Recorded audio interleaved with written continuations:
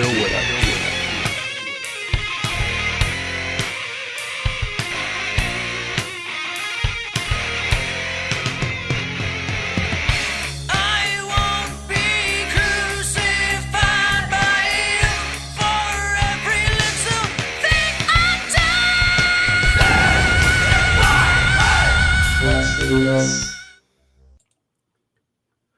Hey everybody! I got a live stream for you today.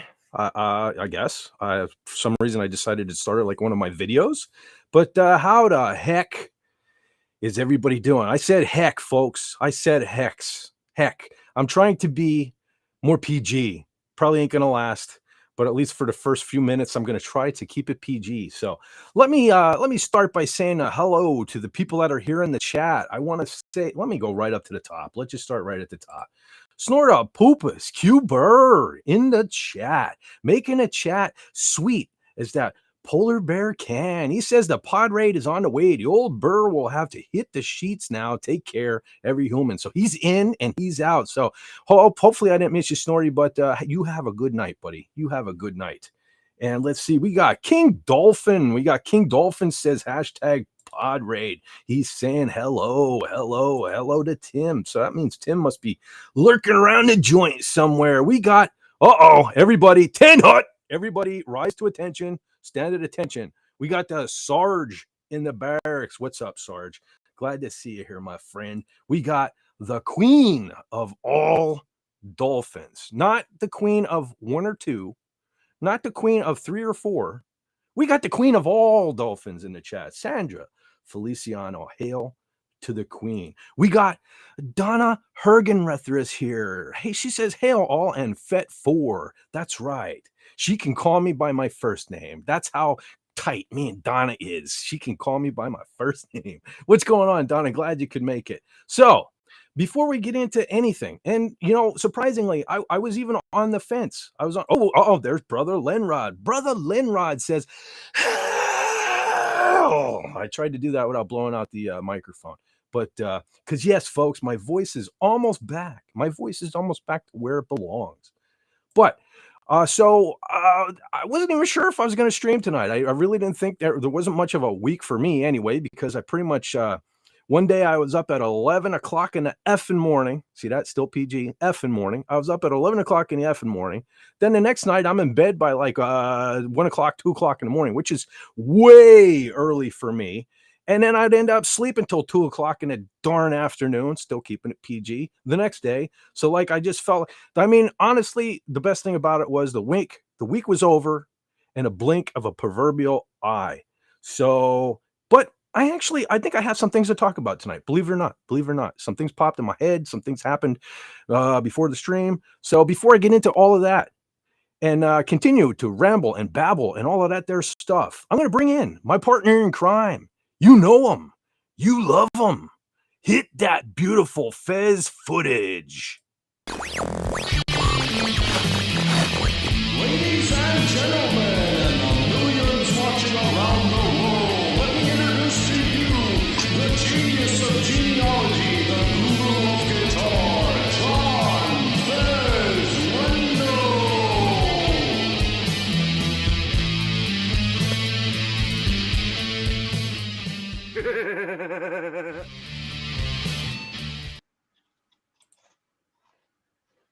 Brother John, I was about Hey to there. say, you got pretty stinking lucky tonight, because your bumper, your opening, your introduction bumper there almost played in its entirety for me. Up until right at the end. Because when you guys see me play the bumpers, the intro, the outro, the John bumper, right? You guys are seeing it. Thank God, at least it goes out on YouTube like that. But I'm seeing it all broken up and in pieces, and I have to guesstimate where I need to end it and stuff. Well, John's played in its entirety. No hesitation, no skipping, none of that stuff, right until the last couple seconds.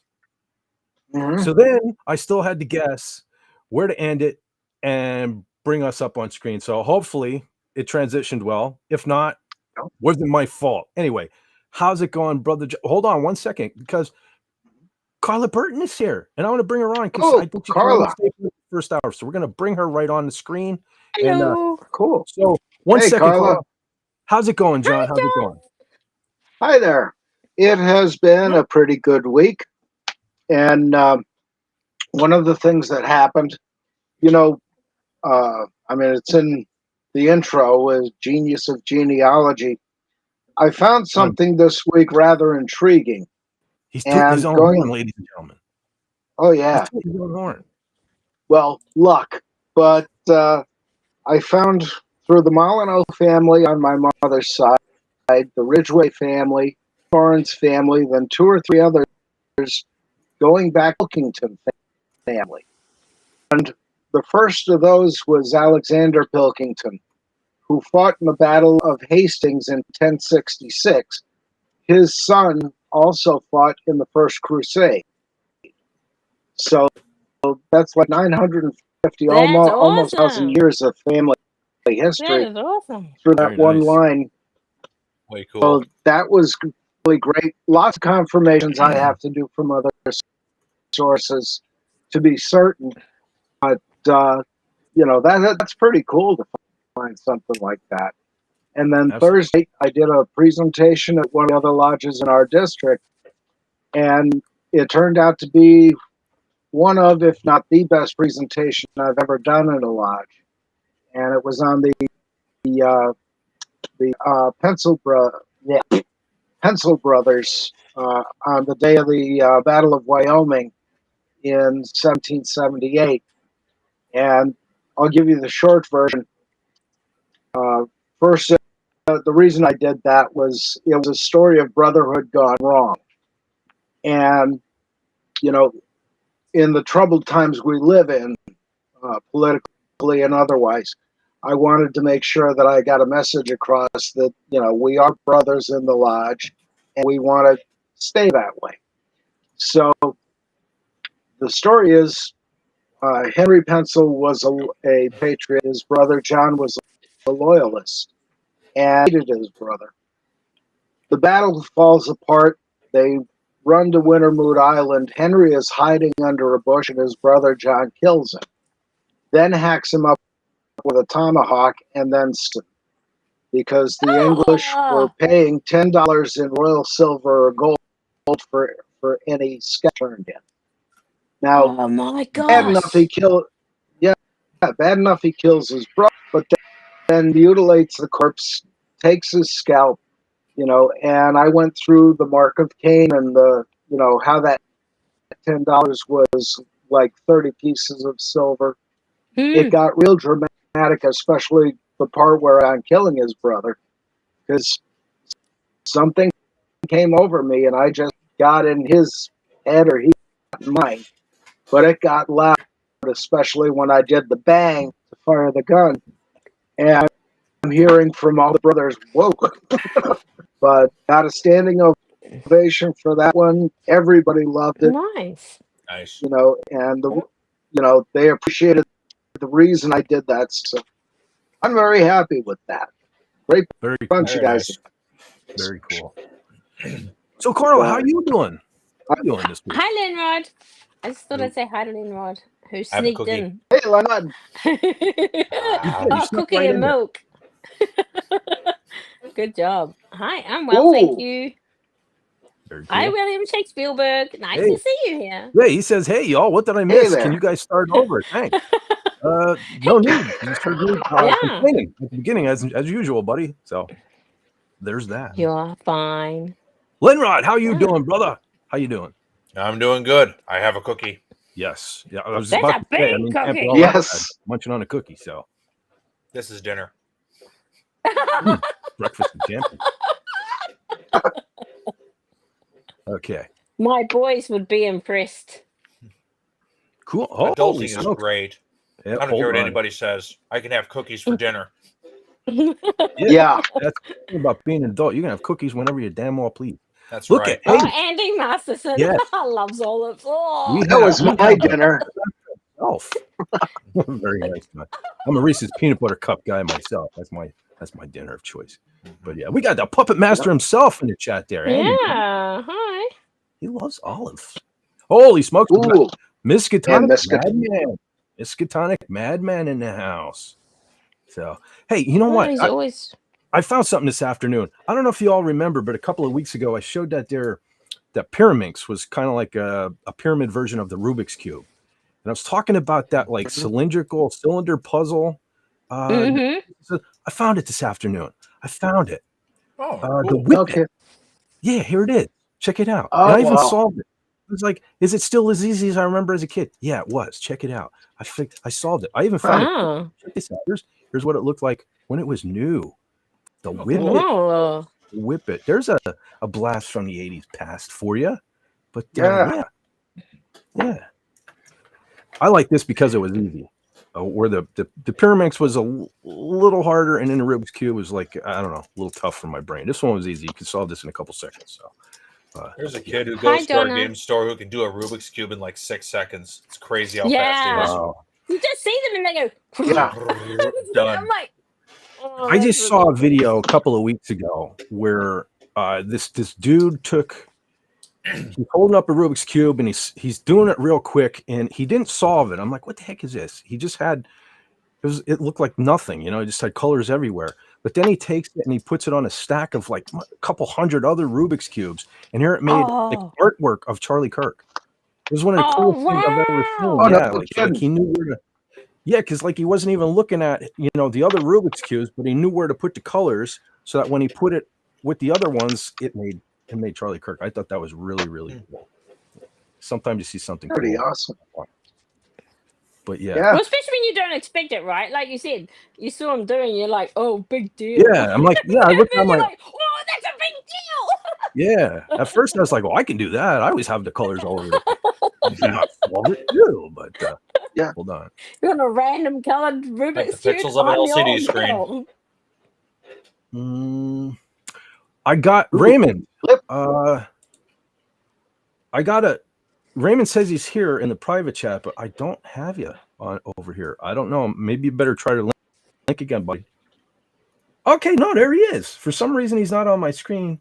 But hold on, when I drag him down. Okay, he is here. Wow. All right, buddy. There we go. What's going on, man? Yo, hey, how you guys doing? We're doing. How are you doing? All right. How you doing? I'm doing well. Win. Getting the voice, lubricating the voice. Mm. Oh. Ah. Did you see what William Shakespeare said about Rubik's Cube? Oh, well, let's see. He says, I used to solve Rubik's Cube in 8th grade competitions, but my best record I recall was about 35 seconds. You show off. Yeah. He came here to show off. That's what he did. No, very, Yeah. very nice, though. Very nice. Very I don't nice. think I've ever solved a Rubik's Cube. My husband had a once. book Well, on I how to solved- solve it. I solved it once I found an X-Acto knife and figured out how to take the stickers off Yeah. and then put them That's thinking outside the box. back on the way I wanted them. What about the heck with the Rubik's Cube? What about the little triangle with the golf pegs? Yes. I don't know. I never had that. I've You know, seen You it. never had that? You never went to No, I the- never had it. I've seen it. They have them at Cracker Barrels and stuff. Yeah. Yeah, the Cracker Or at least Barrel. they did. I that's don't the know if way they I don't saw or them. not anymore. Yeah. But with the changes well. they've done. Yeah. Yeah. Yeah, going back to the Rubik's Yeah, Cube, I 'cause remember mine. those I used to had be, mine in- part of the Christmas stocking way back. I Yeah, would those- always solve the green color. I could always do the one color on the Rubik's Cube, so I'd always have the green. And I remember the one day my niece came to visit, and apparently she got in my room. She comes downstairs and she hands me my Rubik's Cube solved. Oh, Next thing I look, it's like the stickers are sliding off. I'm like, you dirty. You Oh. cheated. Yeah, but hey. Oh my gosh. That's like buying a flash horse or something like that, and then the rain is black paint comes off. Yeah. Yeah. Speaking of rain, it's raining pretty good here for the last couple hours. Oh yeah. Yeah. Better than Ah, snow, I guess. that's why. It's getting warm here. It's getting very warm. Well, It's getting you cooler probably here. don't think so. We're at 56 currently here. So Mm. 57 up It's here. yeah. 11.6 Celsius here. What is it where you are, Leonard? 11.6 right now. Oh, okay. Ours is 21 degrees Celsius. 60 So- degrees here. That'd be about 53 40 Fahrenheit. If you double it, it was 42 plus 32. Is that so 42 76 or something like that. Yeah, it's think the Celsius number times 1.8 plus 32. Is that? Oh, someone said double it and add 32. So obviously It's that close, wasn't but right. yeah, it's a 20% difference. Yeah. Okay. But like miles and kilometers. Yeah. So, you folks here, like 2 to 1, but I don't know which is which. we had a couple deaths this week, unfortunately. Yeah. Diane Today. Keaton. Diane Yeah, Keaton. today. Who I was checking out her filmography. Like, I don't really know much from her. I know she did the Godfather movies. I saw those, and don't hate, but like I never got the Godfather movies. I just, and it's not that I don't like crime drama and stuff, because The Sopranos, it's one of my all-time favorite shows, like ever. But I don't know. I just never got the Godfathers. I guess she didn't she do like the Cheaper by the Dozen movies or something with Steve? What was his name? Steve No, Martin? I think there was that Steve, the white blonde-haired guy. Yeah, Yeah. Steve Martin, I think it is. Steve Martin. Martin, yeah. Yeah. Those are about the only things I really saw with her in. Well, she did a lot of Woody Allen movies. Yeah. Wasn't she married to him at some stage? Or I don't know. And then she did some movies with Jack Keaton and yeah. First I haven't Wives seen any Club, of her. She was Annie Hall. I don't know what Annie Annie Hall is. Looking for Mr. Goodbar. I got to be honest. I think the choice of the Keaton name worked against her for me, because as a fan of Michael Keaton's, I was always like, I'll check her out because it's his sister. And I'd be like, no, that's not her sister. I was like, okay, whatever. So I think that it kind of worked against her in my book. Was she around before Michael Keaton though? They must be. She must have. Oh yeah, way before. Yeah, probably. He came out Totally in the late unrelated. 70s. She was there in the late 60s. Oh yeah. Then I suppose we lost the fellow from Moody Blues, right? John Lodge. John. Yesterday. Yeah, John Lodge. Bass player. It's always the bass player. Beautiful Olympic bass. Well, the thing of it is it's actually not always the bass player. I'm kind of worried right now. I kind of touched on, I think it was it last week, about Ace Frehley's having some trouble from Kiss. And I'm kind of worried about him, because he's pretty much canceled anything going forward. And John, you were saying you heard he had a stroke. Oh. Is that correct? I forget which YouTube channel. Anto, I think is his name. But he said the rumor went around right was that Ace had a stroke, and he's seen the post from the other band members. They're all putting out, doing all this and wish him well. By the way, we're free for the rest of the year. Yeah, so they're looking for work, basically. Yeah, that's kind of scary. So hoping it is okay. And with that news there too. From what I understand, Gene Simmons had a car accident this week, but from what I understand, it was just a little bit of a fender bender. So he's fine, because I even see him joking around about it on Twitter. Matter of fact, I'm going to pop something up here real quick. I thought this was funny, so I thought I would share it, because Gene Simmons got a kick out of himself. So you've got, I don't know, that's off screen. He always does. Because you just have the merch down here. But if you can read it, it says, "Mr. Simmons, you're lucky to be alive." And he says, "Great, that'll be $20,000 for the meet and greet." And he's got all that. Even he himself posted, he says, "Oh, I love this cartoon. Ain't it the truth?" So even he, there we go. Here's how I can get the full thing. He has a sense of humor. Good sense of humor. Yeah, so that was pretty cool. So the bedpan, $50,000. Yeah, he ain't screwing around, man. And it's accurate, because he's wearing his makeup while in the hospital. See that Kiss comes out with again, John? Kiss bedpan. Yeah. Oh, it probably exists. It probably if you can stick the name on it and make money, come probably out will do it. with the Kiss bedpan. Is their next month thing? Yeah, Well, crazy. I mean, wasn't there? I want to say there was Kiss toilet paper. Was that? I mean, I think that exists, Oh right? my goodness. Yeah, there was. I'm Kiss pretty the sure. toilet paper. Yeah. I mean, geez, you're talking about a band Yeah. that even had the Kiss coffin, Kiss casket, And the- because Dimebag Darrell, Lunrod. Correct me if I'm wrong. I believe Dimebag Darrell was buried in that thing, right? I'm pretty sure Possibly, he's yeah. buried in a Kiss casket. I'm pretty sure. Yeah. What did it look We have like? the internet. Let's look. Yes. Yeah.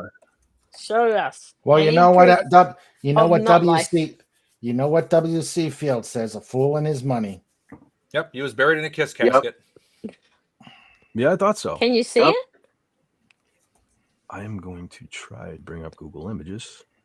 I have so many tabs opened here. It's a little scary. Mhm. So if I disappear, I will try to return.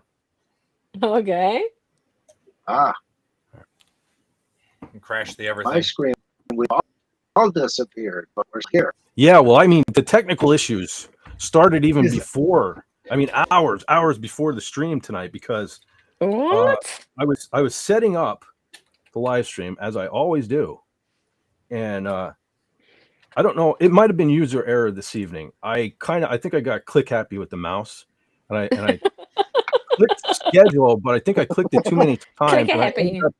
I ended up back in the home page, and apparently it decided to change my time slot from 9 o'clock to 6 o'clock. So that's what happened there earlier, folks. No, I wasn't going live at 6, so that was just a little flub. Hi, Tim.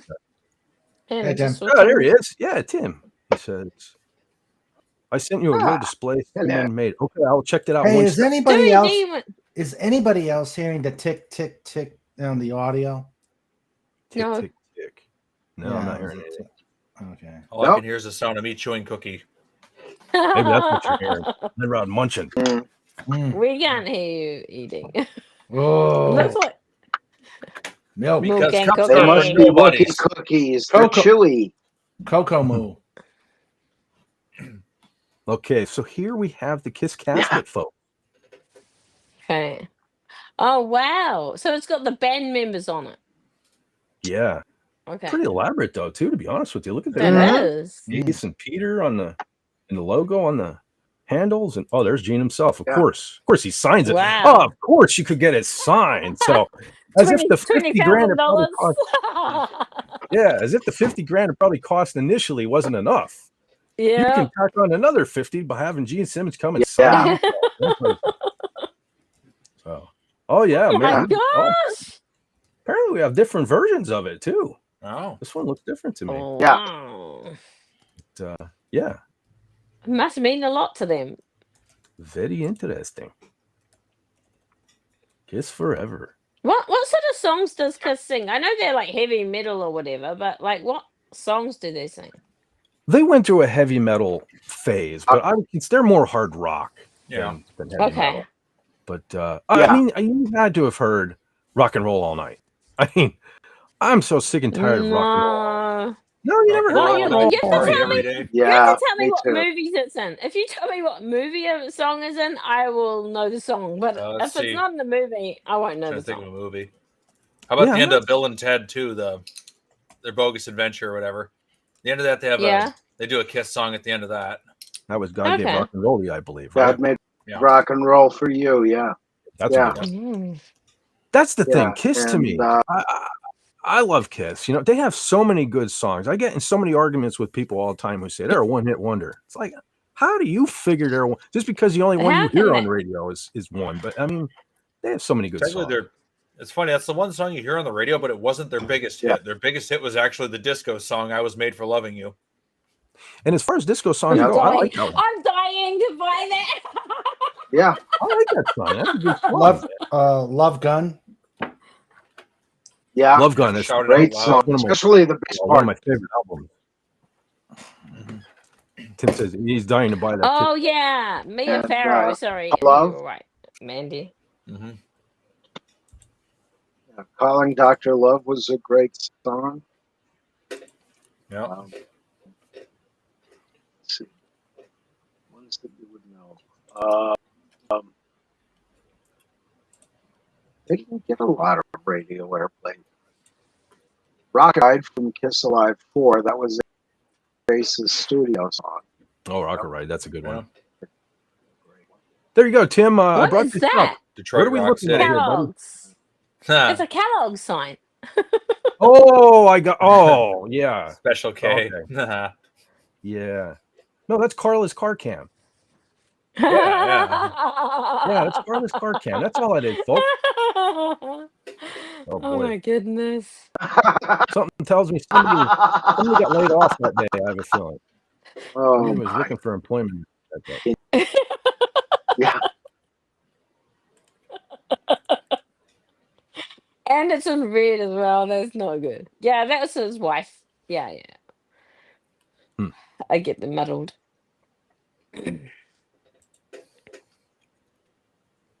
Oh, geez, going back to Kiss songs. If I had to choose what my favorite was, holy smokes, I don't even know. Man, just on the Love Gun album alone, geez, Yeah. I played that. Yeah. I actually Isn't had it a that on. song? Go ahead, Carla. That what's that comedy that you always you always tell me, and I always forget the parody movie about being a rock band. What Spinal Tap? Spinal Tap. Yeah. Do they have a song called Love Gun or not? Yeah. No. No, not that I'm aware of. No. Okay. Speaking of which, I know nothing about music. I'm just shutting up. I actually saw the new Spinal Tap this week. Spinal Tap 2. Ain't that good. Ain't that good. No. Oh dear. There were a couple moments that made me chuckle, but it's nowhere near as good as the original. So, and I didn't expect it to be. But Nah, but isn't Spinal Tap the thing about Spinal Tap, the original Spinal Tap, which I've never seen? Isn't the thing it was just so different? Like one of those things where, it hadn't been made before, so people love the movie because of the concept and all that sort of stuff. well, the content as well. I mean, pretty much, Mhm. if you watch a video of any length with probably any band member from any band in history, they all at some point say they've had their Spinal Tap moment. Because Okay. the things that happened to the band in that first movie is something Yeah. that happens to bands along the way, touring and things like that. For example, Okay. they're playing the one place, and their dressing room is located far from the stage. And when it's showtime, they're backstage trying to make their way to the stage, and they keep getting lost. And Yeah. that's one instance where I hear like most Yeah. bands saying that has actually happened. That has actually happened. I remember a story about Cliff Burton being late to get to the stage for a Metallica show. Yeah. I think it was at the Blackie Lawless. Yeah, I think you're the one who said that story. Yeah, I mean, I laughed so hard when Blackie told that. That video's here on YouTube. If you check What that out, What yeah. happened? What Well, okay, so Blackie Lawless is from the band Wasp, and obviously Cliff Burton was in Metallica, and they were the year they were touring happened? together. There's no obviously. Well, to me, it's pretty darn obvious, and it should be obvious Not to so you. ignorant. No, it should be obvious to you too, because everybody needs to get some Wasp in their life. Because everybody knows Yes. Metallica. Okay. You need to get some Wasp in your life. Matter of fact, I think I just recommended that last week as because it's very Halloween flavored to me. Their first up. Hi, Eugene. Wasp is Old Man Bird. Yay, Old Man Bird is in the house. That's funny. See, Yo. a fellow Hey there. guitar player here. We're talking Wasp and Metallica, and Old Man Bird shows up. Oh, Eugene, I'm coming to Texas, so you Cool. have to hit me up on X or something. But yeah, so because Wasp is they were like considered shock rock. Like I'm sure you're familiar with Alice Cooper. Mm-hmm. Oh, Alice he- Cooper, yes, yeah, I know okay. him. So Wasp What kind of band was he in? What band was he in? He was Alice in his Cooper? own group. He yeah, was yeah, his yeah, own basically. group. It's the Okay. Alice Sorry. Cooper group. Okay, Yeah, but carry basically on. that's like shock rock genre, right? With the blood and things like that. Mm. And the Wasp, snake. Wasp took it up a notch. Wasp really, Huh? they really brought blood. How? Yeah, they would throw raw meat out in the crowd on the fans, and yeah, they took it up a notch back in the 80s. It's all about the show. Yeah, but anyway, back to Yeah. the Cliff Burton story. Yeah, that was they were touring together this one year, and one night because Wasp was already big, Metallica was just kind of coming up, but they made a name for themselves. So one night, one band would headline, and next night, the next band would headline. So this particular night, Mhm. Metallica was going on first, and Blackie got to the venue late. So he was in the dressing room putting on his makeup and doing his Blackie Lawless thing when he gets a knock at the door.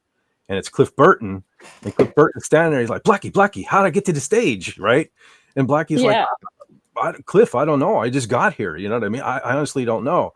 And then Cliff Burton, he goes, "Oh, F you, Blackie," and he runs away because he thought Blackie was joking around. You know what I mean? Just being a jerk. But he really didn't know. And like, so all the while this is going on, they're already playing Metallica's entrance music and everything like that. And according to Blackie, it got like minutes into the song until finally then he heard Cliff's bass come in, where Cliff finally found a stage and stuff like that. So yeah, even biggest band in the world, Metallica, you know, has had their Spinal Tap moment. I'm sure. But, yeah. Okay, I have to Hello ask Cleveland moment. Hello Cleveland. What was that one? Everybody has had this happen to them. The moment they realize where they are. What town they're in. Okay, gotcha. I had to think on that one for a second. Okay, Old Man Bird. I have to ask because I believe SP4H says this. Okay, and maybe this is just me and my old age, but what does YOLO mean, y'all? What is YOLO? You only live once. Oh, you only live once. Okay. Yeah. All right, guys. Acronyms. Do you know what FOMO is? What is it? FOMO. FOMO. FOMO. See, right away. Missing out. Oh, okay. See, right away, my mind went to F off for F off. Mother. That'd be FAFO. Yeah. F around, again. find out. F again and find out. Oh my gosh, that's funny. Yeah. But okay, so we did that. Let's see. Okay, I want to bring something up real quick. I'm not sure if this is okay. Yeah, he does say fear of missing out. William Shakespeare got it. I'm gonna put my milk in the fridge. BRB. Says he's up with the young people. Yeah, I guess I'm losing touch. I don't know. Okay, I'm going to bring something up. Though? That's all that matters. I saw something literally right before the show that kind of made me smile, and I'm hoping it's correct. According to Cosmic Book News, okay, they're saying James Gunn is out at DC Comics. Oh, okay. I can live with that. Yeah, because it says with Superman reportedly bombing financially and with Peacemaker season 2 flopping with fans, I reached out to my insiders about the state of the DCU under James Gunn. The short of it is that James Gunn will be out as the head of DCU with the Warner Brothers sale. I'm told if David Ellison of Skydance Paramount buys Warner, Mike D. Luca will be in charge of DC and a completely new start. I don't know. I never got the love for James Gunn. Personally, John and I were talking backstage about this. I think the guy just got lucky with the first Guardians of the Galaxy. Because you reckon? I didn't even enjoy like Peacemaker was like I didn't even continue to watch the first season of Peacemaker. I just didn't like I have nothing against like dirty, filthy stuff and things like that, but I was sitting, my daughter was still, she was a little younger and still here with me and stuff. And we sat down and watched it and there was like all this dirty, filthy stuff and everything I remember. And I just, that's not what I want to sit down and watch with my kids. You know what I mean? Yeah. I don't know why this, I mean, okay, Deadpool is an exception. I enjoy Deadpool greatly, but yeah, but he else, didn't do Deadpool though. No, he didn't. But but I'm just saying like, because Peacemaker now, my mind is kind of foggy in the whole superhero thing. Like I'm beyond superhero fatigue. Like I remember when Iron Man came out, I kind of jumped all in. Okay, even though I'm not a comic book guy or anything like that, I kind of jumped all in, and it wasn't. I didn't care if it was DC, if it was Marvel. I liked it all. But now my mind is so fuzzy on all of it; it just all runs together to me. But didn't Peacemaker, that character, start in Suicide Squad 2, right? Which was kind of like a family-friendly movie. So going into the show Peacemaker, right, that was not my expectation, was what that turned out to be. But I completely didn't enjoy that. Haven't even watched. But do you think it's because John Cena can't act? It's not even that for me. I wouldn't even say he can't, because if John Cena can't act, I mean, The Rock can't really act because he's just a Rock. Yeah, well, I didn't say he could act. Wrestlers are also actors. But I mean, The Rock he's Yeah. one of the biggest actors, you Yeah. know, there is, and he But just played The not- Rock in the movie. So, I don't think. Yeah, exactly. but I don't know, Do you something think- about James Gunn. Of course, there were accusations years ago of some things he may have said in his Twitter or whatever happened there. But I don't know, and I shouldn't even base it on looks so much to say though either. But I mean, just even looking at the guy, I don't know, something creeps me out about him. He's like, he reminds me of like Adam Savage's evil twin. You know what I mean? He's like the evil twin. You know what I mean? Super albino in that picture. Yeah. Mm. I Like don't his know. eyes are actually red and the glasses are tinted to make him not look red. Mm. I mean, everybody has like sung the praises of this guy for so long, and I mean, I just don't get it. He had one good movie, I thought. One good movie. Yeah. I don't But like. you know what? I What? wonder if it's because it was made in 2014, or it came out in 2014, and I wonder if all the woke stuff started hitting like if you don't, especially being a white male, like if you making a movie, there The are so whitest. many things. Yeah, like you might not have a job. I don't know. Well, here's the thing. Guardians of the Galaxy 2 had Kurt Russell in it, and it for me to Yes. dislike anything Kurt Russell is in, you accomplish something because I love Kurt. He's one of those actors that can like do no wrong for me, but I But it was still a horrible concept. What the dad? It was a horrible concept about what happened, like what his whole thing was about. It was just yucky. well, that's why I'm saying I think Guardians of the Galaxy 1 Yeah. got lucky. I think James Gunn got lucky. Yeah. I mean, just Yeah. right off the bat. So if you recall, Marvel fired this guy, or they were going to. I don't even know. Do we even actually know what happened there? Because right away. Hi, PJ. Holy Can I smokes! just say Yeah. hi? Right. And Madman. And I'm going to stop sharing so I can bring that up. Yes, we got. I got a Yeah, black PJ. screen. I got a black screen. We got Orville Nation in the chat, and PJ, I'm going to bring you up as soon as my screen cooperates with me here. There he is. Our buddy. He's waving pink hands, even though it shows it on YouTube, but it doesn't show it on wave YouTube. my pink hand. There you go. There you go. Good to catch you live. It's been a while. It sure And has. for an SP4H. Holy yeah. We do. We got a bunch of people here. So It's before ages here. yeah. Oh, Our hey. Madman Forrest here. He says, Hellfett, the panel in chat, going to be doing more stop motion animation all night tonight. So we'll listen while working. Very cool. Thanks for thinking of us, buddy. We got there. Speaking of YOLO guy, there he is. There he is. Young and hip. Yeah, SP4H. SP4H. I'm glad he wasn't here a few minutes ago. That's cool. That's cool. But hail to my buddy SP4H. We were talking about you earlier, so just don't go back and watch the replay. No, we weren't really talking about you. But yeah, the James Gunn thing. It's like I'm so like just go away.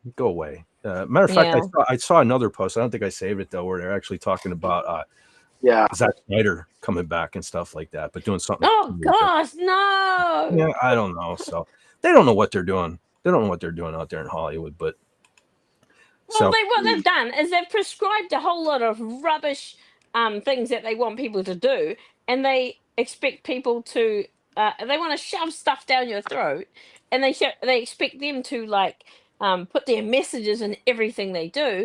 In the end, you're like, I don't need that. Like, I love the original Leverage. There was a TV show called Leverage, and I love the original Leverage. It was great. All 5 seasons are awesome. And then they've brought a new Leverage out, and it's got all the crap in it. And I said to my husband, I'm like, this is just unwatchable. I can't watch it because it's just awful, which is really sad. Mm-hmm. Okay, something real quick. Totally different subject here. I want to give a shout out. Well, our brother PJ is here. You folks may not even be aware of this yet, but he's starting a whole new social media platform. Is he? Yes. Are you for real? Really? Yeah. No joke. No joke. So, Okay. as a matter of fact, keep an eye out in your DMs and in your messages and stuff, folks, because he's sending links and stuff to join this thing. Because ultimately, down the road, obviously, it's an expensive, idea. You know what I mean? So eventually, down the road, there may be like a paywall and things like that. But he's inviting his friends currently to jump on this platform now, and it's It's early stages. It's still under construction and things are still going on. But I'm going to share a thing here. It's called. I jumped in too. So yeah.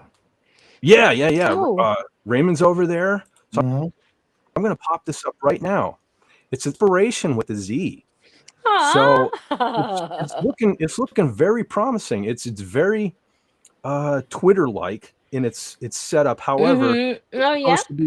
it's supposed to be a nice place. You know what I mean? It's a place of Yes. inspiration and not complaining and things like that and stuff like that, which is something I do a lot. But I'm trying to turn that down. But yeah, so if you guys want to check this here out, because It's this thing, cool. yeah, I got a funny feeling. It just might take off. But yeah, we got some of our the lovely cherries over there. We got a couple of our friends already in the joint. So we got Dark Helmet over there. So yeah, Cool. thought I'd throw that You'll out there. have to. He can send me a link. Absolutely. Yeah, because Carla, I don't know. PJ, you might want to rethink that one. You want somebody positive and happy. I mean, you really want Carla being over there? Oh, Come on, kid. that Come on, misery kid. girl, old lady, curmudgeon. He says, Sorry. good panel. Aw, of course it is. He's a cousin having an open bar he didn't mention. Nice. But going back to Hollywood, that's one thing.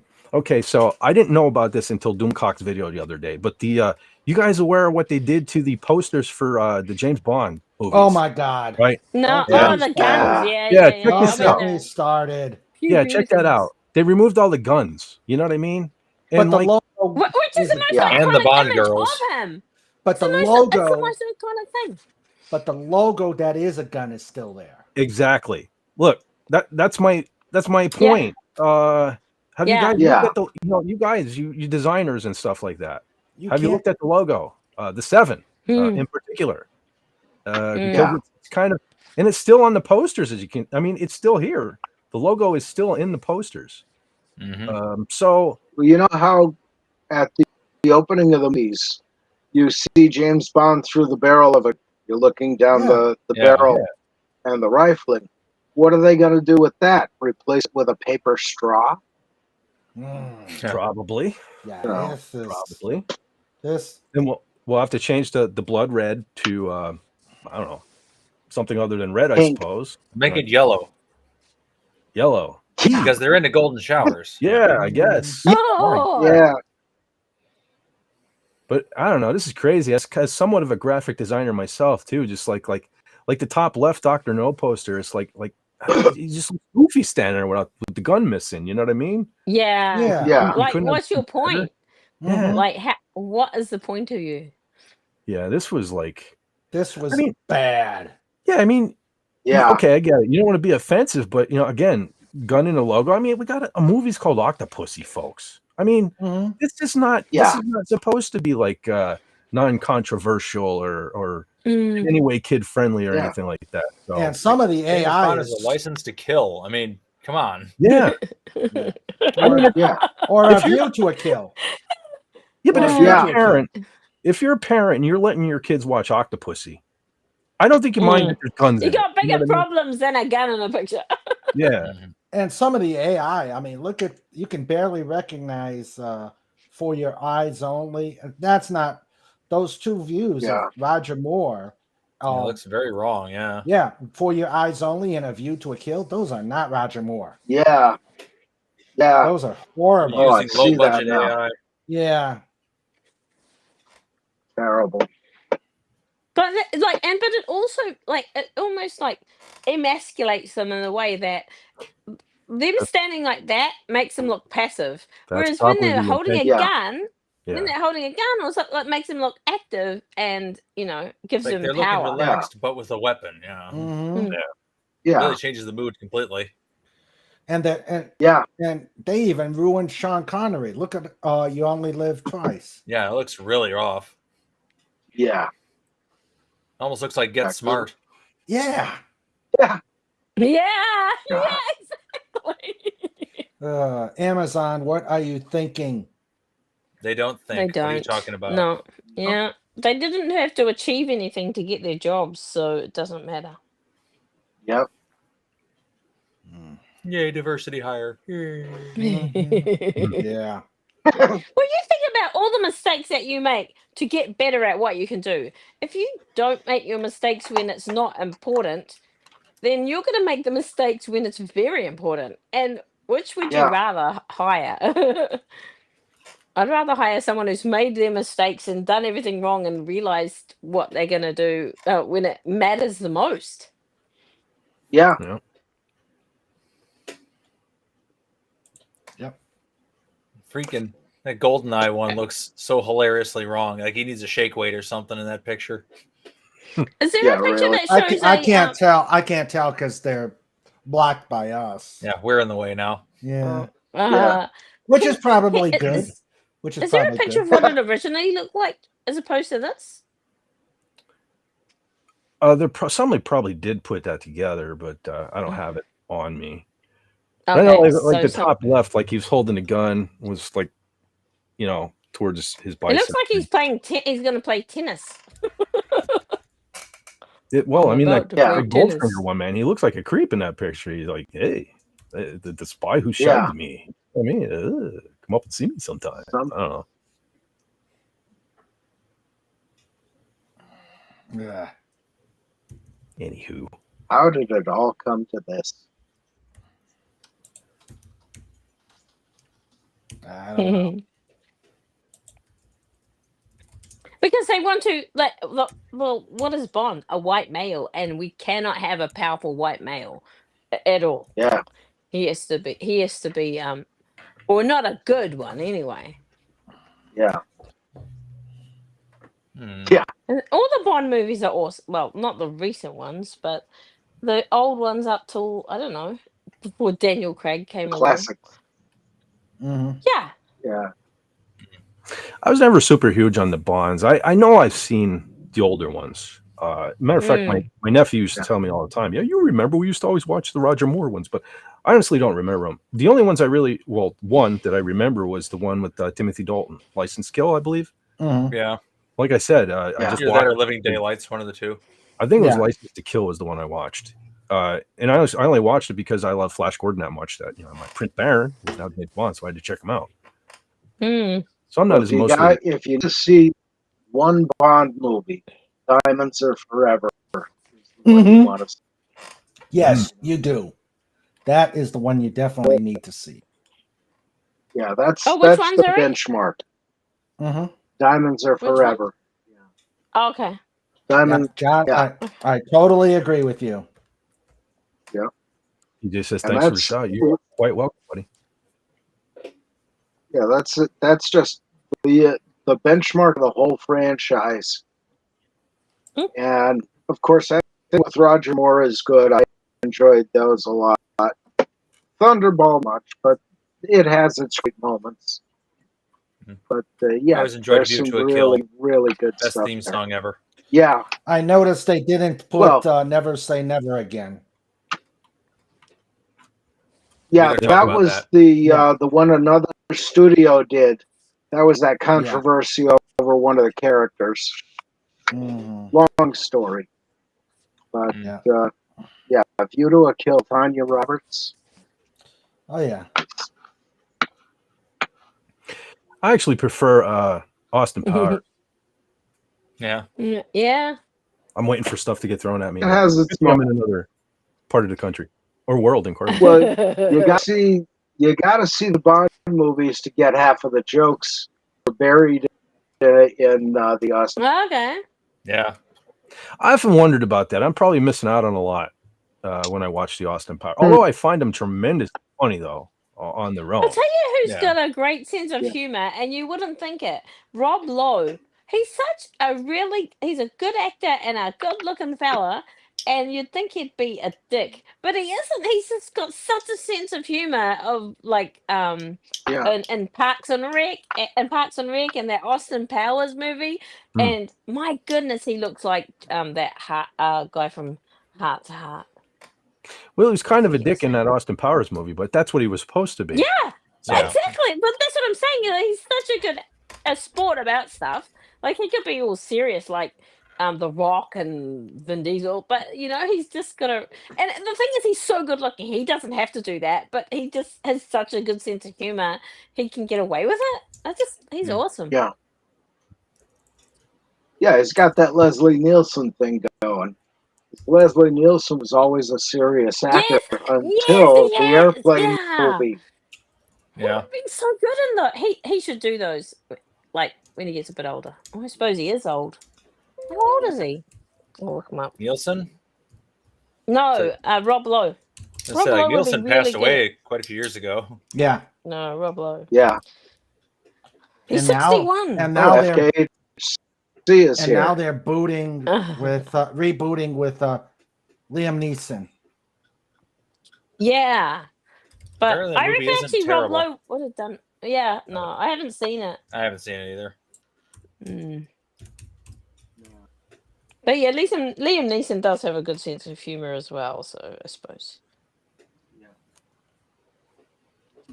Tim said Octopussy had an underrated theme song. Yeah.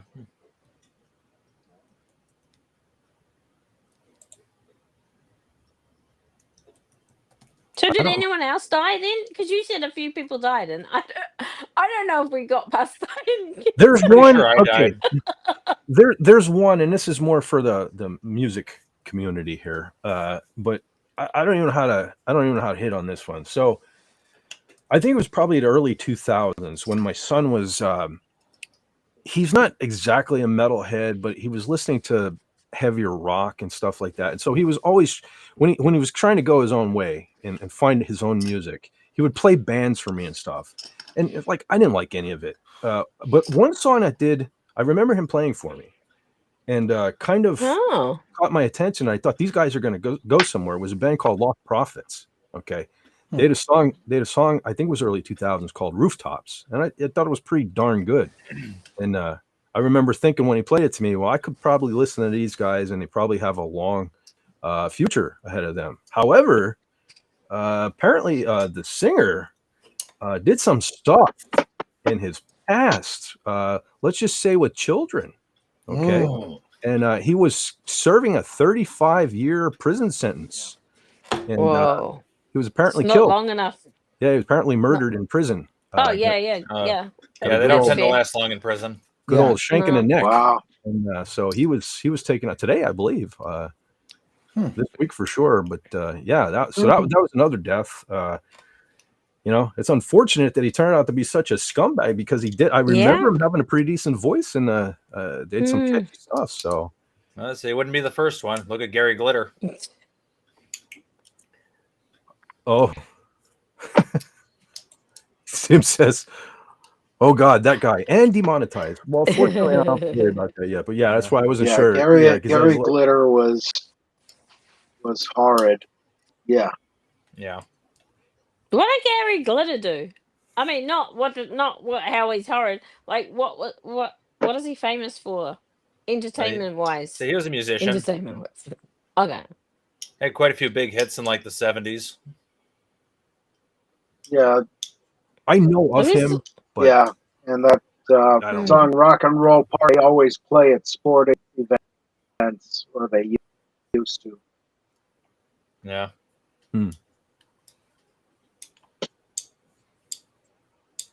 Speaking of music, I saw something. So I was starting to think of songs that I always liked but weren't metal. I call them my guilty pleasures, and I was kind of yes, that's right, you do. Yeah. So I thought of another one this week, and I was checking it out, and so I remember my buddy back in high school. Matter of fact, he was technically the singer of my first band. We were like a death metal band. Anyway, we didn't really get. I remember the first song we ever wrote was called "Cremation of the Soul." That tells you all you need to know about this. But so he was a strange character, Tad, right? He liked all like super duper heavy stuff. And I gotta give him credit. He did get me into the heavier music and Wasp. Even he introduced me to Wasp. But I can remember he was so distraught the day that he found out that Roy Orbison wasn't blind.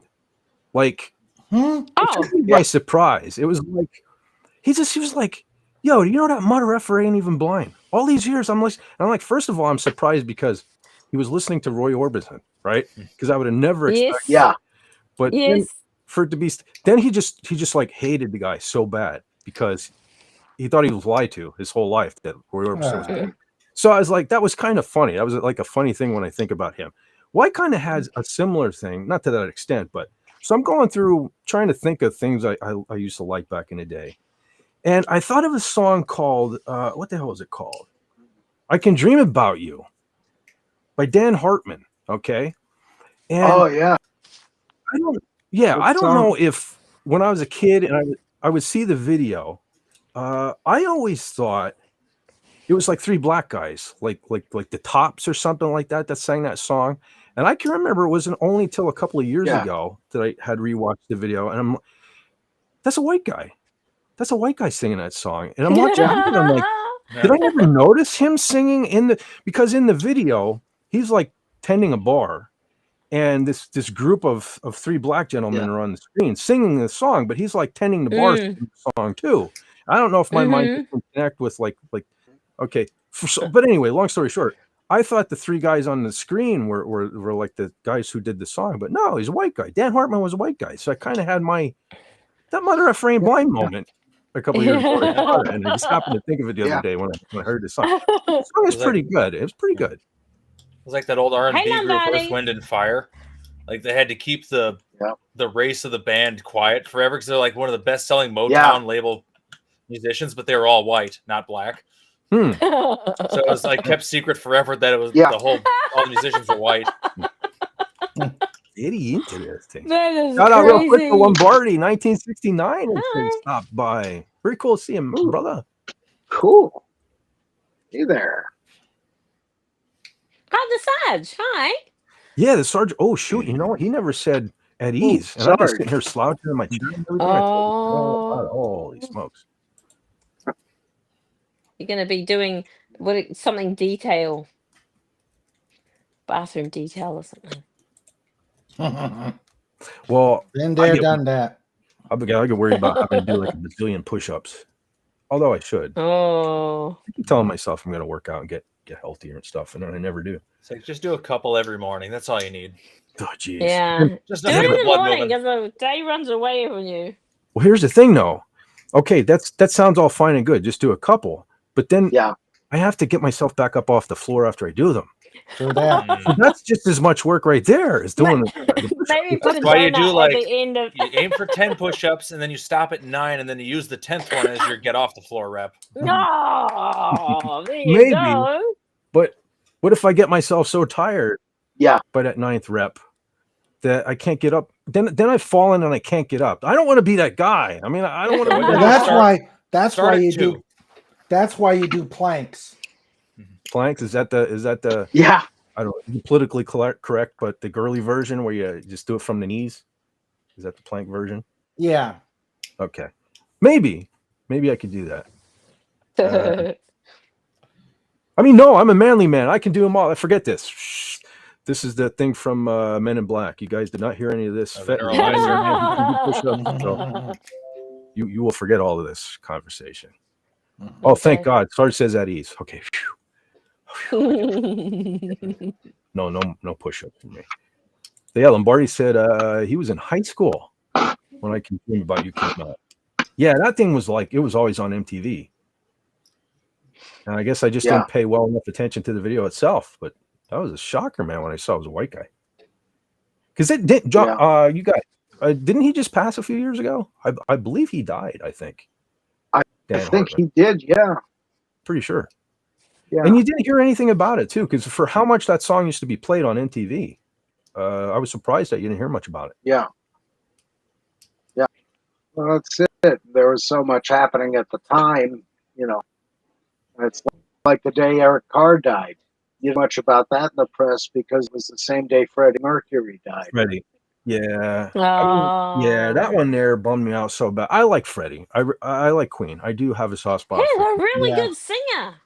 Yeah, but the fact that Eric Carr died like the same day, it's like I can remember MTV all day long, nothing but Freddie Mercury, and then they come in and you know, I swear they spent longer. It took longer for that bass riff from you know, piece sells, but who's buying? And they would go, oh, by the way, our car died. Okay, back to Freddie Mercury. It's like, holy cow. You know what I mean? Wow. Yeah, that's about it.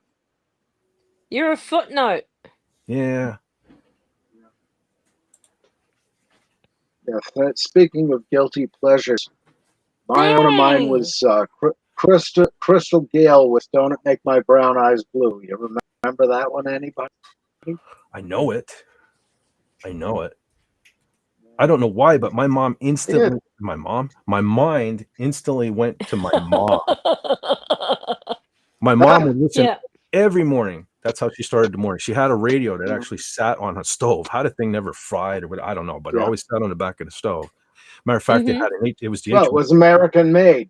There you go. Yeah. But it actually had an 8-track player in it. That's how I used to listen to my Kiss Love Gun on that. Yeah. But she would start the day out every day by turning that on. And I can remember when the song Betty Davis Eyes was, what was her name?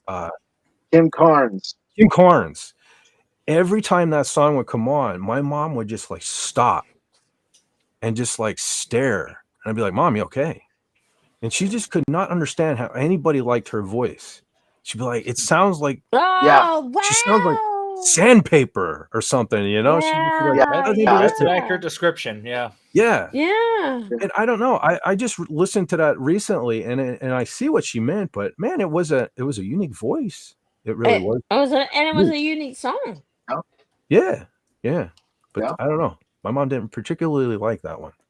It's almost like remember years ago, and didn't some woman have some kind of seizure or something every time some news anchor spoke on TV or something like that? Oh, really? But yeah, that's kind of what my mom reminded me of. You know, right in the middle of making dinner or whatever she was doing, that song she just zoned, you know. Become like a goat, like one of those goats that goes stiff and fall over. Yeah. Fainting goats. Yeah. Oh, those are neat. Yeah. SB4H says, that's all right. It was exactly 2 days ago I found out that the singer for the song from The Silence of the Lambs, Goodbye Horses, was a woman. I thought it was a dude for decades. Silence of the Lambs movie? Interesting. I don't know. I'll have to check that out. Must have been a contralto singing it then, or possibly. I don't know. I don't even remember the music from that. I haven't seen that in forever. That's some movie I got to watch. I did like that. In the World of Horror. That was pretty. We watched Gremlins the other day. Gremlins. Oh, it's a good movie. Cool. It was a bit scary. I don't remember it being so scary, but then I haven't watched it since it came out, so that's probably why I haven't watched it. But it's like super, gross. It's not gross. Yeah, it was a very scary movie for little kids. I think that's one of the reasons I liked it as a little kid. All 50-year-old ladies. Matter of fact, Gremlins 2 is kind of scary too. I mean, that's the one with the we're gonna watch that. We're probably watching that tomorrow, actually. And but Appion said it's more like a parody, or like it's more funny than the first one. Tony Randall's part was awesome. I will tell you tomorrow if I. Tony Randall is in that. Tony Randall. Yeah, he's the leader of the. He's the leader of the Bad Gremlins. Yeah, that's right. He is the voice of that. Yeah, that's right. I've still never seen the can't go wrong the thing all the way through. You can't go wrong either, because when they really start tearing up that building, they play Slayer, Angel of Death. So there's that. Okay. Oh yeah, I will look forward to all of those things.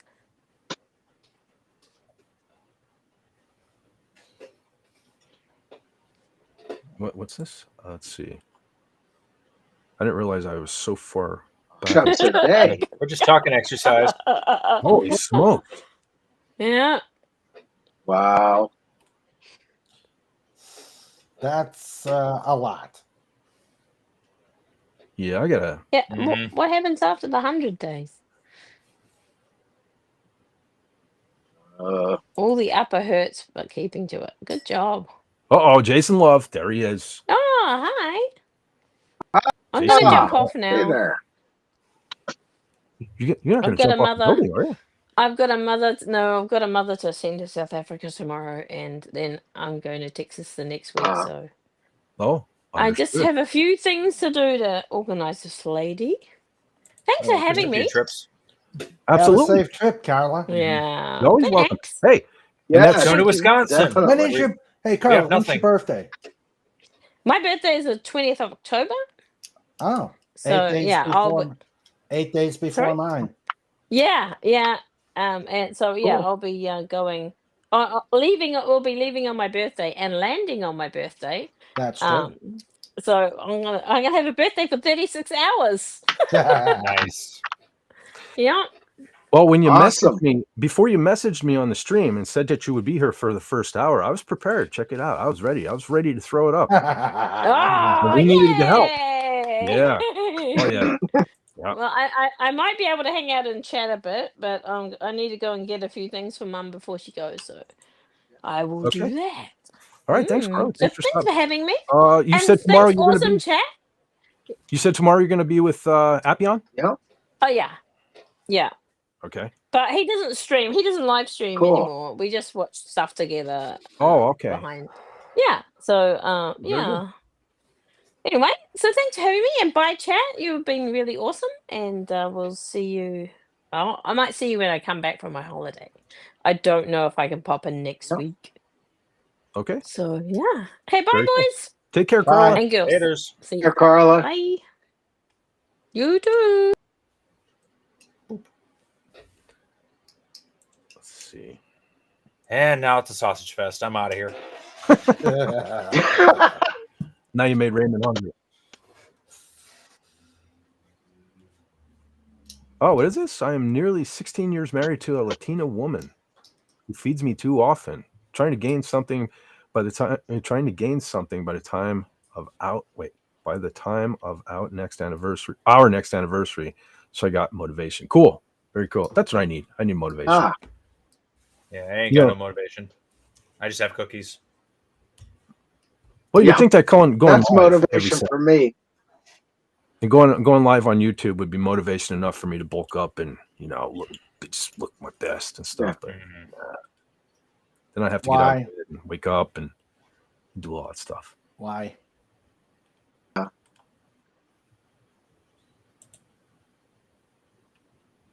It's one of the bad things about Restream.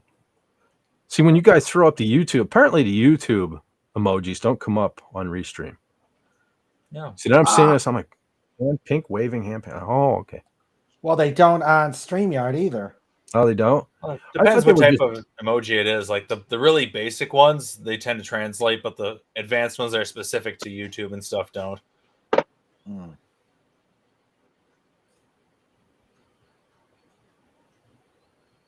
Oh, John Lenrod, I sent this to John the other day. You could probably appreciate this. Here's a meme. Here's a meme I saw. Check this out.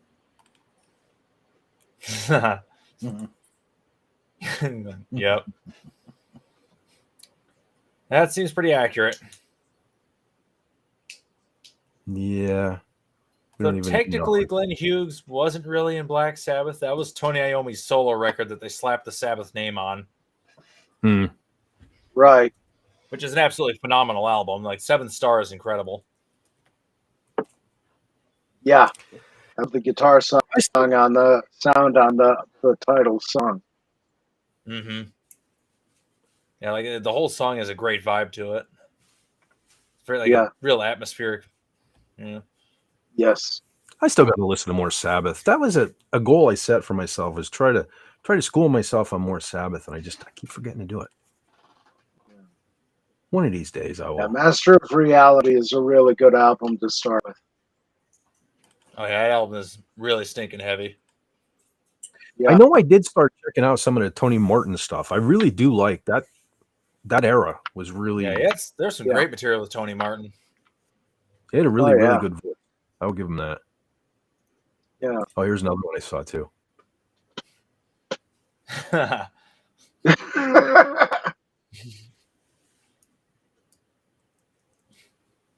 That's great.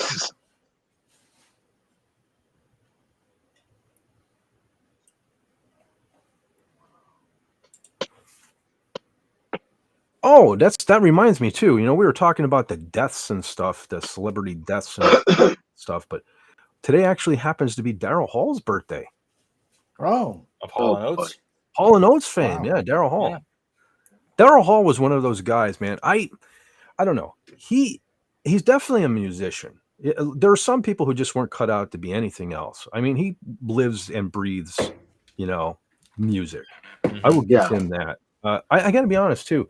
I wasn't always a metalhead. When I first got into music and everything, I had like stacks of cassettes. Like Hall and Oates was one of them. Big Bam Boom. I remember having that. That was one of my first cassettes. You know, Men at Work, stuff like that. Yeah. But some of the Hall and Oates stuff. Not even more specifically, I can remember when Daryl Hall did a solo album, maybe late 80s. Yeah. He had a really killer song on it. Oh, what that Dreamtime, I think it was called. I rather enjoy that song, to be honest with you. It had a really cool riff in it and stuff. And it was one of those songs that like it could have almost been a metal song, like almost even a hair metal song. But that's the thing about I don't know, even some of his vocal styling and stuff like that. He was one of those people that I could have actually seen being a metal musician if he so chose. But I remember he even had a show. I forget if it was exclusive to YouTube or what, but I used to watch it on YouTube anyway, where Daryl's House or something, I think it was called, where he would just invite musicians over. Yeah. They could be a metalhead, you know, it could be a metal musician, it could be whatever, and they would just jam and stuff. And that was pretty neat. So he's a pretty cool dude. Yeah. You know, whether Hall and Oates was your thing or not, he's a pretty damn good musician. So I can say that about the word single were pretty good. Hall and Oates pictures next to it in the dictionary. They were a pretty good group. What was the word? I like them. Yeah, so you look up the phrase "hit single," you'll see Hall and Oates picture. Hit single, yeah, that's pretty accurate. You know, I gotta say, I can remember when they kind of made, I want to say it was somewhat of a comeback, maybe early 90s, and they came out with that song, So Close. Maybe that was just the title, but So Close, Yet So Far Away. That's a pretty damn good song, pretty catchy, pretty damn good. So they still even had it in the 90s, because there seemed to be like a streak going on there. You had bands like Cheap Trick came out around the same time with The Flame, and that was a pretty catchy ballad and stuff like that. So I kind of grouped them in with that category, but they were good in their comeback too as well. From what I understand, again, I'm not really well. Hold on one second. I see Glenn Schroeder has popped in the chat. Of course, here's the delay. Okay, now it just came up on reach. Hey, there we go. He says, "Hey, all broke down on the side of the." Oh no, he broke down on the side of the road. Gave me a chance to tune in. Oh man, I hope you're all right. Because I know like we're at like 50, 60 degrees here. I hope you're good, man. So yeah, I feel bad. I was gonna say, let me know if I could do anything. I don't know what I could possibly do though, but yeah. But well, at least I'm glad we can keep you company. Do you have AAA? Oh. That's something I keep meaning to get, especially now in my old age, where changing a tire even is becoming a chore. Oh my god! But it's like, the thing of it is, again, maybe if I start doing the push-ups, but man, at my age now, I'm starting to notice, man, I'm starting to have a problem with these damn pneumatic, guns that they use to put the lugs on and stuff nowadays. Oh like, yeah! Holy smoke, man! I tried that when Sandra had a bad flat.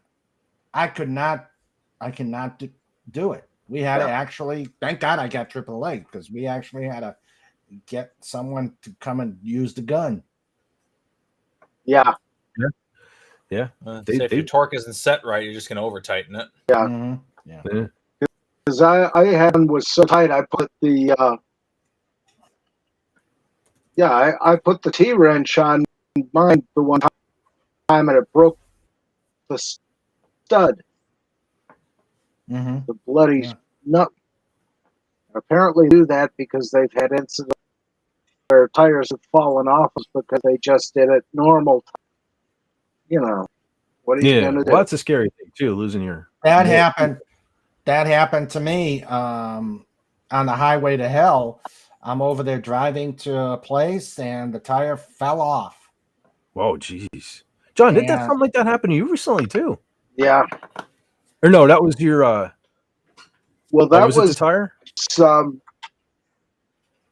That was with my. It was the entire axle coming out of the transmission up front, and it was steering all over the place when on 81. So I came back on 407, and I'm about a mile from there. So just as I turned into the driveway, that let loose. And thank God, because I could have been killed on 81. That could have been bad. Kimberly and Knight 2025 is here. Yeah, hell, that's a people. That's a new name. Hello, Kimberly. Hey, Kimberly. Hello, Kimberly and Knight 2025. Nice to see you here. Yeah, man. Getting a lot of new cool people in the place. Mm-hmm. They're sprucing the joint up, that's for sure. Yeah. I just want to go back, though. I did see Glenn said, where the hell did it go? I lost my chat. Uh-oh. Holy smokes, it was up there. Uh-oh. He says it was it's a balmy 75 outside and 212 under their hood. AAA is on the way. I pushed down a hill. Ah, man, I'm sorry about that, but I'm glad help is on the way. That's cool. Glad to hear that. Yeah. Well, he's got nice weather. There's that. Yeah, that Triple M's in very, very handy.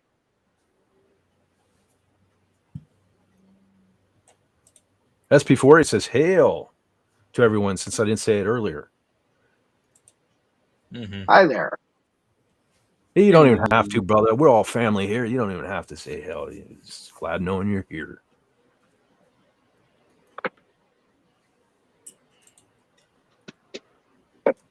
Yes, getting close to Halloween. Yeah, I can't wait, man. I can and I can't because day after Halloween ain't October anymore. But I'm like, yeah. Do you guys love this time of year as much as I do? I just like the only thing I wish I could change about it was that winter was right after it. That's the only thing that sucks.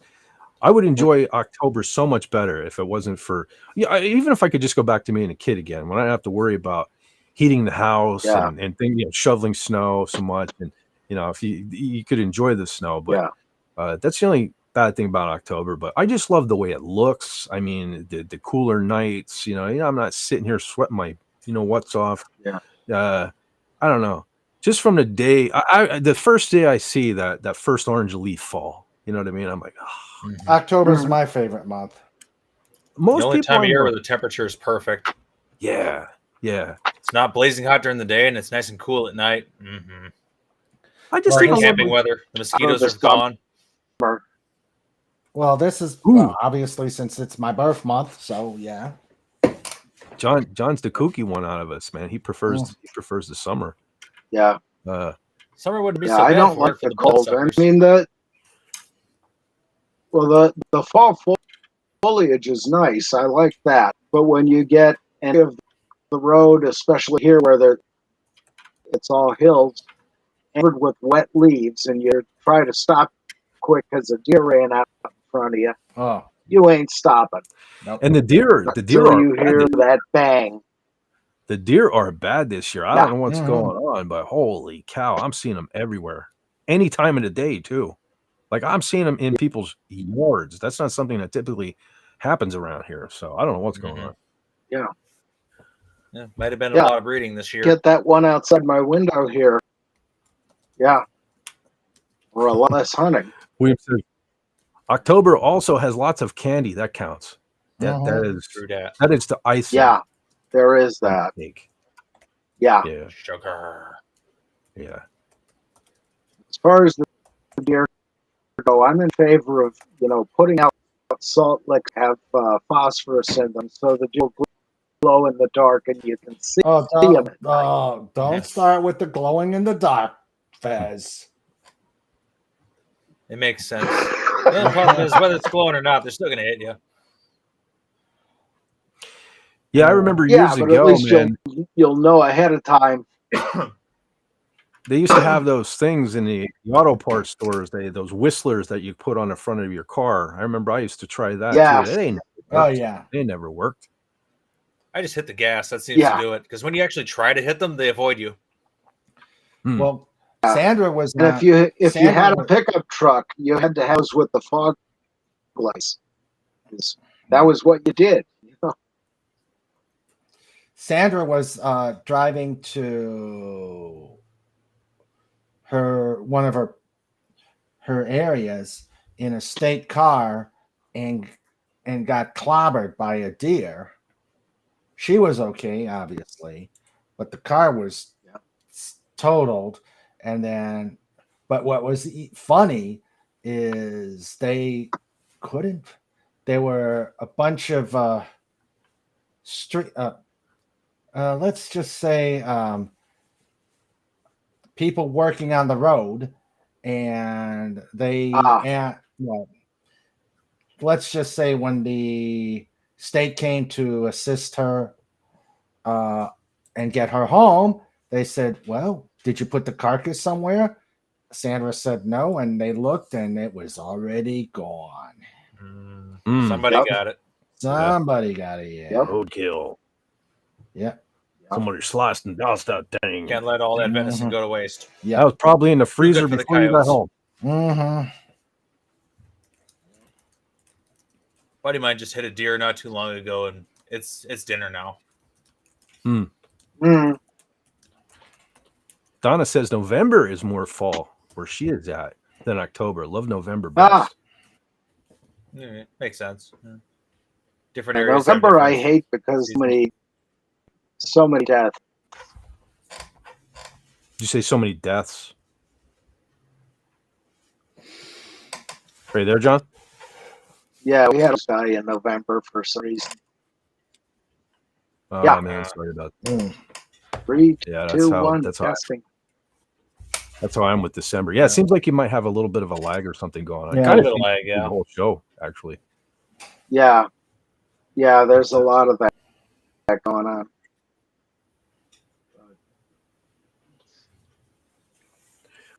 Well, I'll tell you what. Something cool happened. I've been trying not to give Disney a dime, right? But when some of their action figures are like super duper cheap, I'll grab them. In the last year, I happened to get a hold of, because I make no secret, like I do not hold the Book of Boba Fett against Tamora Morrison. I like Tamora Morrison. He's my dude. So when I find his figures cheap, I grab that. I've gotten this one earlier this year. Oh, that's nice. Boba Fett, and I got this one as well. This is the more painted. Gussied himself up, you might say. But now something funny happened yesterday, because literally, and I kid you not, literally Thursday night at work, I was talking to a fellow Star Wars fan. Matter of fact, I never used to talk with this guy. I worked with this guy for a long time, and the one night after work, when our Walmart used to stay open 24 hours, which I wish it still did, but I used to know when they got their shipments in of toys, right? That's how serious I was about collecting. And it was something was going on too. I knew they were gonna bombard Walmart with cool action figures. And so anyway, I go up there after work, and they ended up having a whole big display outside the front of the toy aisle. One side was the 6-inch figures, which I tend to collect more, and the other side was the vintage. I gave up on the vintage collection years ago because they're just ridiculously expensive, poorly made.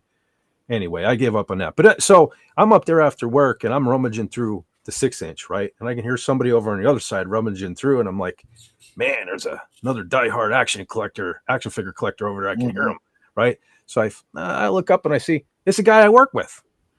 So we ended up talking for probably an hour there that night. We did more talking that night in all the years I worked with him previously. And anyway, I'm like, yeah, I have at the time I didn't have the channel really yet, but at my Facebook page, I'm like, yeah, I'm Fett for Hire on Facebook. And like, he sent me a friend request, and I'll tell you when it was 2019, because no sooner did we become friends after all the time, I lost my Facebook account. So that was that. But anyway, so I don't even know what. Oh, literally Thursday night, I'm talking to him at work, and he comes up to me, and because he collects the vintage collection, which were the 3 3/4-inch figures, and he come up to me and he was like all heartbroken. He's like, "What do you think about the price raised on the vintage collection?" I'm like, I got to be honest with you, dude. I stopped collecting them years ago. It's probably maybe 10 years that I gave up on those. And so I'm like, I don't even buy the 6-inch anymore. I used to buy them so religiously. I was so hooked. That was such my thing that I have Last Jedi action figures. Just because I always thought at some point Disney's going to wise up, knock off their shenanigans, and then I'm going to have a big gap in my collection, right? So I'm like, I'll just keep buying these, and then when Star Wars gets cool again, I won't have the gap. Well, obviously that never happened. They continue to do their shenanigans. So I gave up. I gave up buying until, like I said, I find stuff real cheap. So I literally said to him, I said, there's one figure. There's only one that it really caught my eye last year. And it was a Grogu and IG-12 action figure. But the thing was $35. Oi. $35, right? So I said, I'm never gonna buy it. I'm never paying that much money for it. I literally went to Walmart yesterday, and I usually don't even go to the toy aisle, but it's like I was drawn. It's like the action figure gods drew me to the aisle. I go in the aisle, amongst all the other crap. They had one that was there. Oh wow! $10.50. Whoa! $10.50. Like I saw they changed the sticker. Somebody just put a sticker over it, and I'm like, I really, because I mean, there's nothing to this. There's no weight. There's nothing here. You know what I mean? Yeah. And so I'm like, all right, I'll throw it in the cart. I'll just put it up last, and I'll ask the lady. So, when she's going through my stuff and she gets to this, I'm like, ma'am, could you please tell me if that is only $10.50? So she scans it. She says, yeah, it is. I'm like, all right, I'll take it. So, I mean, that's a pretty good deal. I mean, as much as I can't stand Disney, I did like The Mandalorian, and I thought this was kind of neat. Out of Mandalorian season 3, it was very stupid that they took a statue, whatever you want to call it, that the pieces of IG-11, put them back together, and had Grogu drive them. It's just a stupid thing to get stupid people like me to buy action figures down the road. But hey, like, I put my foot down. I was not paying $35 for it, but I just thought that was strange that I literally just mentioned this thing. And there it was yesterday. I mean, the box is a little creased and stuff, but back in the day, I would have never bought it just because it had a crease in it. But for $10, I mean, holy smokes! I mean, the 3 3/4 inch figures, that are almost half this size, they're like $20 now. So wow, but, yeah, I couldn't pass that up. So I thought that was weird. Yeah, but so there's that. And as long as I'm showing off, I got a bunch of stuff here. If you guys want to indulge me, I figure. Go ahead. Oh, that. Yo, real quick, Canadian Spider-Man. Holy smokes, he is. Hey, Canadian. Yeah. All right. Hello. Oh yeah, he is. Holy smokes. Yeah. See what happens. I swear they know. As soon as I take my eyes off the chat. But there he is, Canadian Spider-Man, our brother from the north. He says, good to see you live. Well, it'd be better show if I go back to just using my avatar. It'd be better to see my avatar. But thank you anyway. Hello. Good to see you in person. Lenrod, King Dolphin, Hail Fez. So yeah, man. Thanks for stopping by, my brother.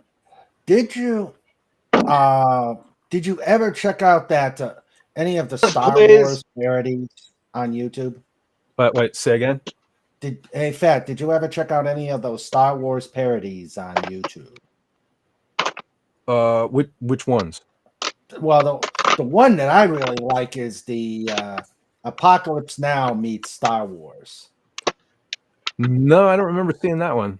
If you think of it, send me some links. I've been checking some, because some stuff is kind of funny with this AI stuff. Like, I've recently been watching, somebody's doing as if Elvis Presley was Han Solo, and it looks legitimate. It looks like a young, like 60s comeback Elvis Presley as Han Solo with the vest and everything. That's kind of trippy.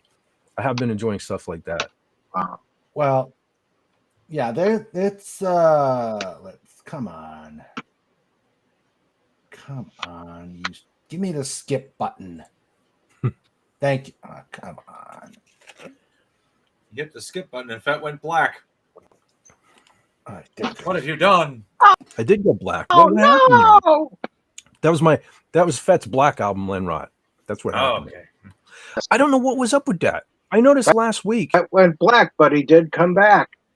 I did. I noticed last week when I brought up the John Snake meme, the panel just stayed the background for the longest time, and it came up conveniently when I wanted it to come up. I guess when John stopped talking about what he was talking about, but that was weird. It does some weird things. Okay, I put it in the chat, and there's both the private chat and out on YouTube. Okay, you got to check that. All right, there's a couple. Actually, check it out now. Tell me what you think. But there's a couple of bad AIs, but most of it is pretty good. Well, I'll tell you what, when there's any good AI, I don't know. People are either forking out some big bucks for that stuff or what, because I've been trying to do, I was dabbling in the AI, especially shorts. I was starting to do AI shorts. And I don't know, the site that I've been using, man, they dropped the ball, something fierce. They're just giving me, first of all, I guess, I was doing the ladies of the 80s thing, and now I guess they don't like scantily clad women or something. Yeah. I guess they're too hoity-toity for that now. I don't know. I can't do that. So just everything, like the prompts, I mean, it's just screwing up the prompts and everything. So I don't know. I'm kind of giving up. On the AI thing. That's why I'm leaning more towards what I'm doing now with the channel. I hope you guys are kind of digging the videos too, because I enjoy making them. Like I said, this week I kind of slacked off a little bit because I don't know. I was just like, I was either sleeping not enough or not sleeping too much, which is why I slacked this week. But my channel is kind of where I always wanted it to be. I mean, and I'm even talking before I even discovered Doomcock. I kind of wanted to do Star Wars news and stuff like that. And again, the Disney thing kind of squashed my desire to do that. But I don't know. So this year, I'm kind of like, I'm going to do it anyway. I don't care what Disney does to Star Wars. I hope there's good Star Wars down the road. That's why I did the video that I put out last night. And if you guys all missed it, I did put out a video last night. I was going to wait till today. I probably should have waited. It's probably not a good idea to put a video out at like 2:30 in the morning, which I did, but I just didn't want to sit on it because I didn't put anything out this week. But so you might want to check that out. I'm trying to be optimistic. I already had people in the comments and on Twitter kind of telling me, I'm done with Disney and blah, blah, blah. Like you're stupid to think you're going to get anything good out of them. But I'm trying. The video that I put out last night, I'm trying to be optimistic. It can be done. Disney can do it. We know they can do it. They did pretty good with The Mandalorian for 2 seasons. Rogue One was good, and The Force Awakens wasn't bad. I'll be honest. I'm kind of sick of it now. It hasn't stood the test of time and everything, but I think we can get some more good stuff. And so I'm trying to be optimistic, which is why I put this video out. And the story could be good if it's done properly. So, but anyway, like I said, it's kind of where I wanted to be. I always wanted to be like a Star Wars / music channel, and that's kind of what I'm doing now. So, although unfortunately, I know I clipped the thing about Megadeth, the Megadeth review, and hasn't really gotten any views. So I don't know.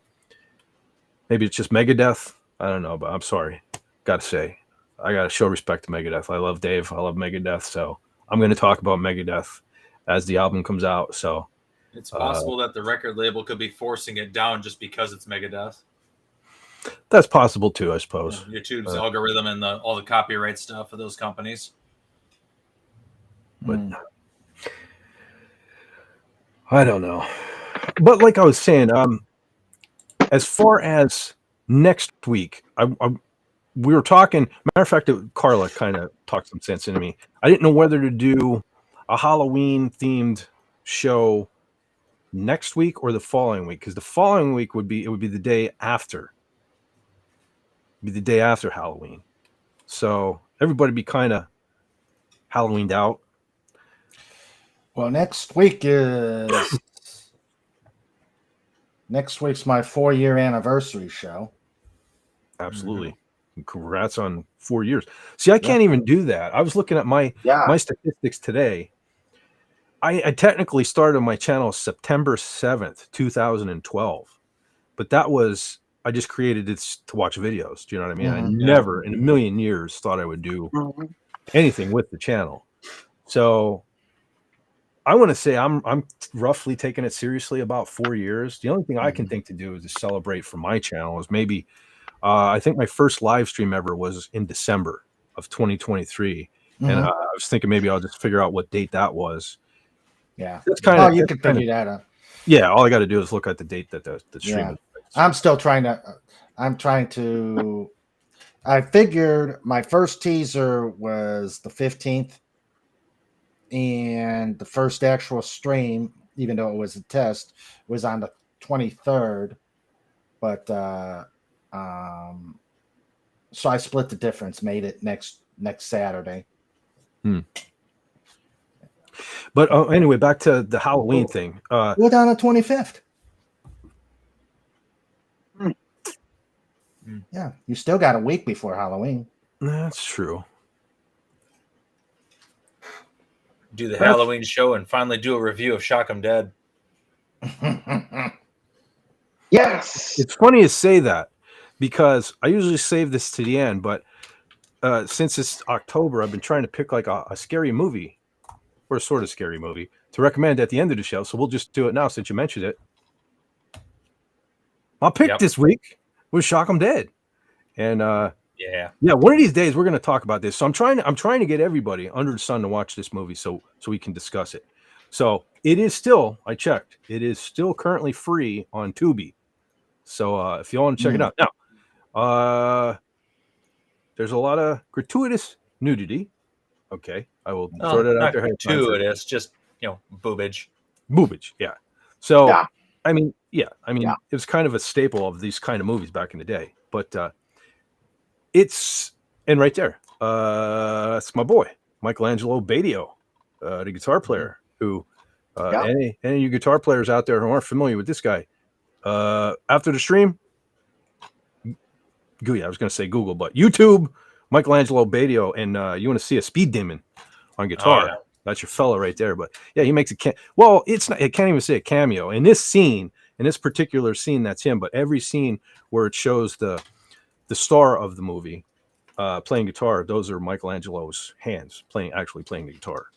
So but yeah, I always say, it's a cheese. It's definitely 80s cheese, but it's the good cheese. It was a cheese that was a little above the rest. In my book. Yeah. There are some things in that like some taglines and catch phrases and things like that stuck with me over the years, and some of me and my friends and stuff we still spit out on occasion. Definitely kind of cool. Definitely worth one watch. Even if you hate it, then you hate it. I found it to be relatively enjoyable from start to finish. Cool. Yeah. It was one of those so bad it's good. Yeah, exactly. And again, I don't know if it shows them on here. I don't think it does. Oh yeah. Let's see if I can get this in closer. It just kind of blurs out. But anyway, the main character in this, Angel Martin, he's actually Stephen Quadros. He was the drummer from the band Snow, which was Carlos Cavazo from Quiet Riot and Rat fame now. His first band, Snow. He was the drummer. He's actually a drummer, not a guitar player, but that's who that actor is, Stephen Quadros. So, yeah. Definitely worth a watch. So, anyhow, I got some stuff here I'll show off if you guys want to see. It's just going with the horror theme stuff. I found something cool.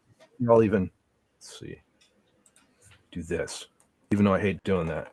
So, a couple of streams ago, I showed off like Friday the 13th stuff. I'm still finding stuff, which this is one thing I found that I totally forgot about. That'd be Jason's mommy from the lake. Oh boy, she came out of the lake. Yeah. Cool.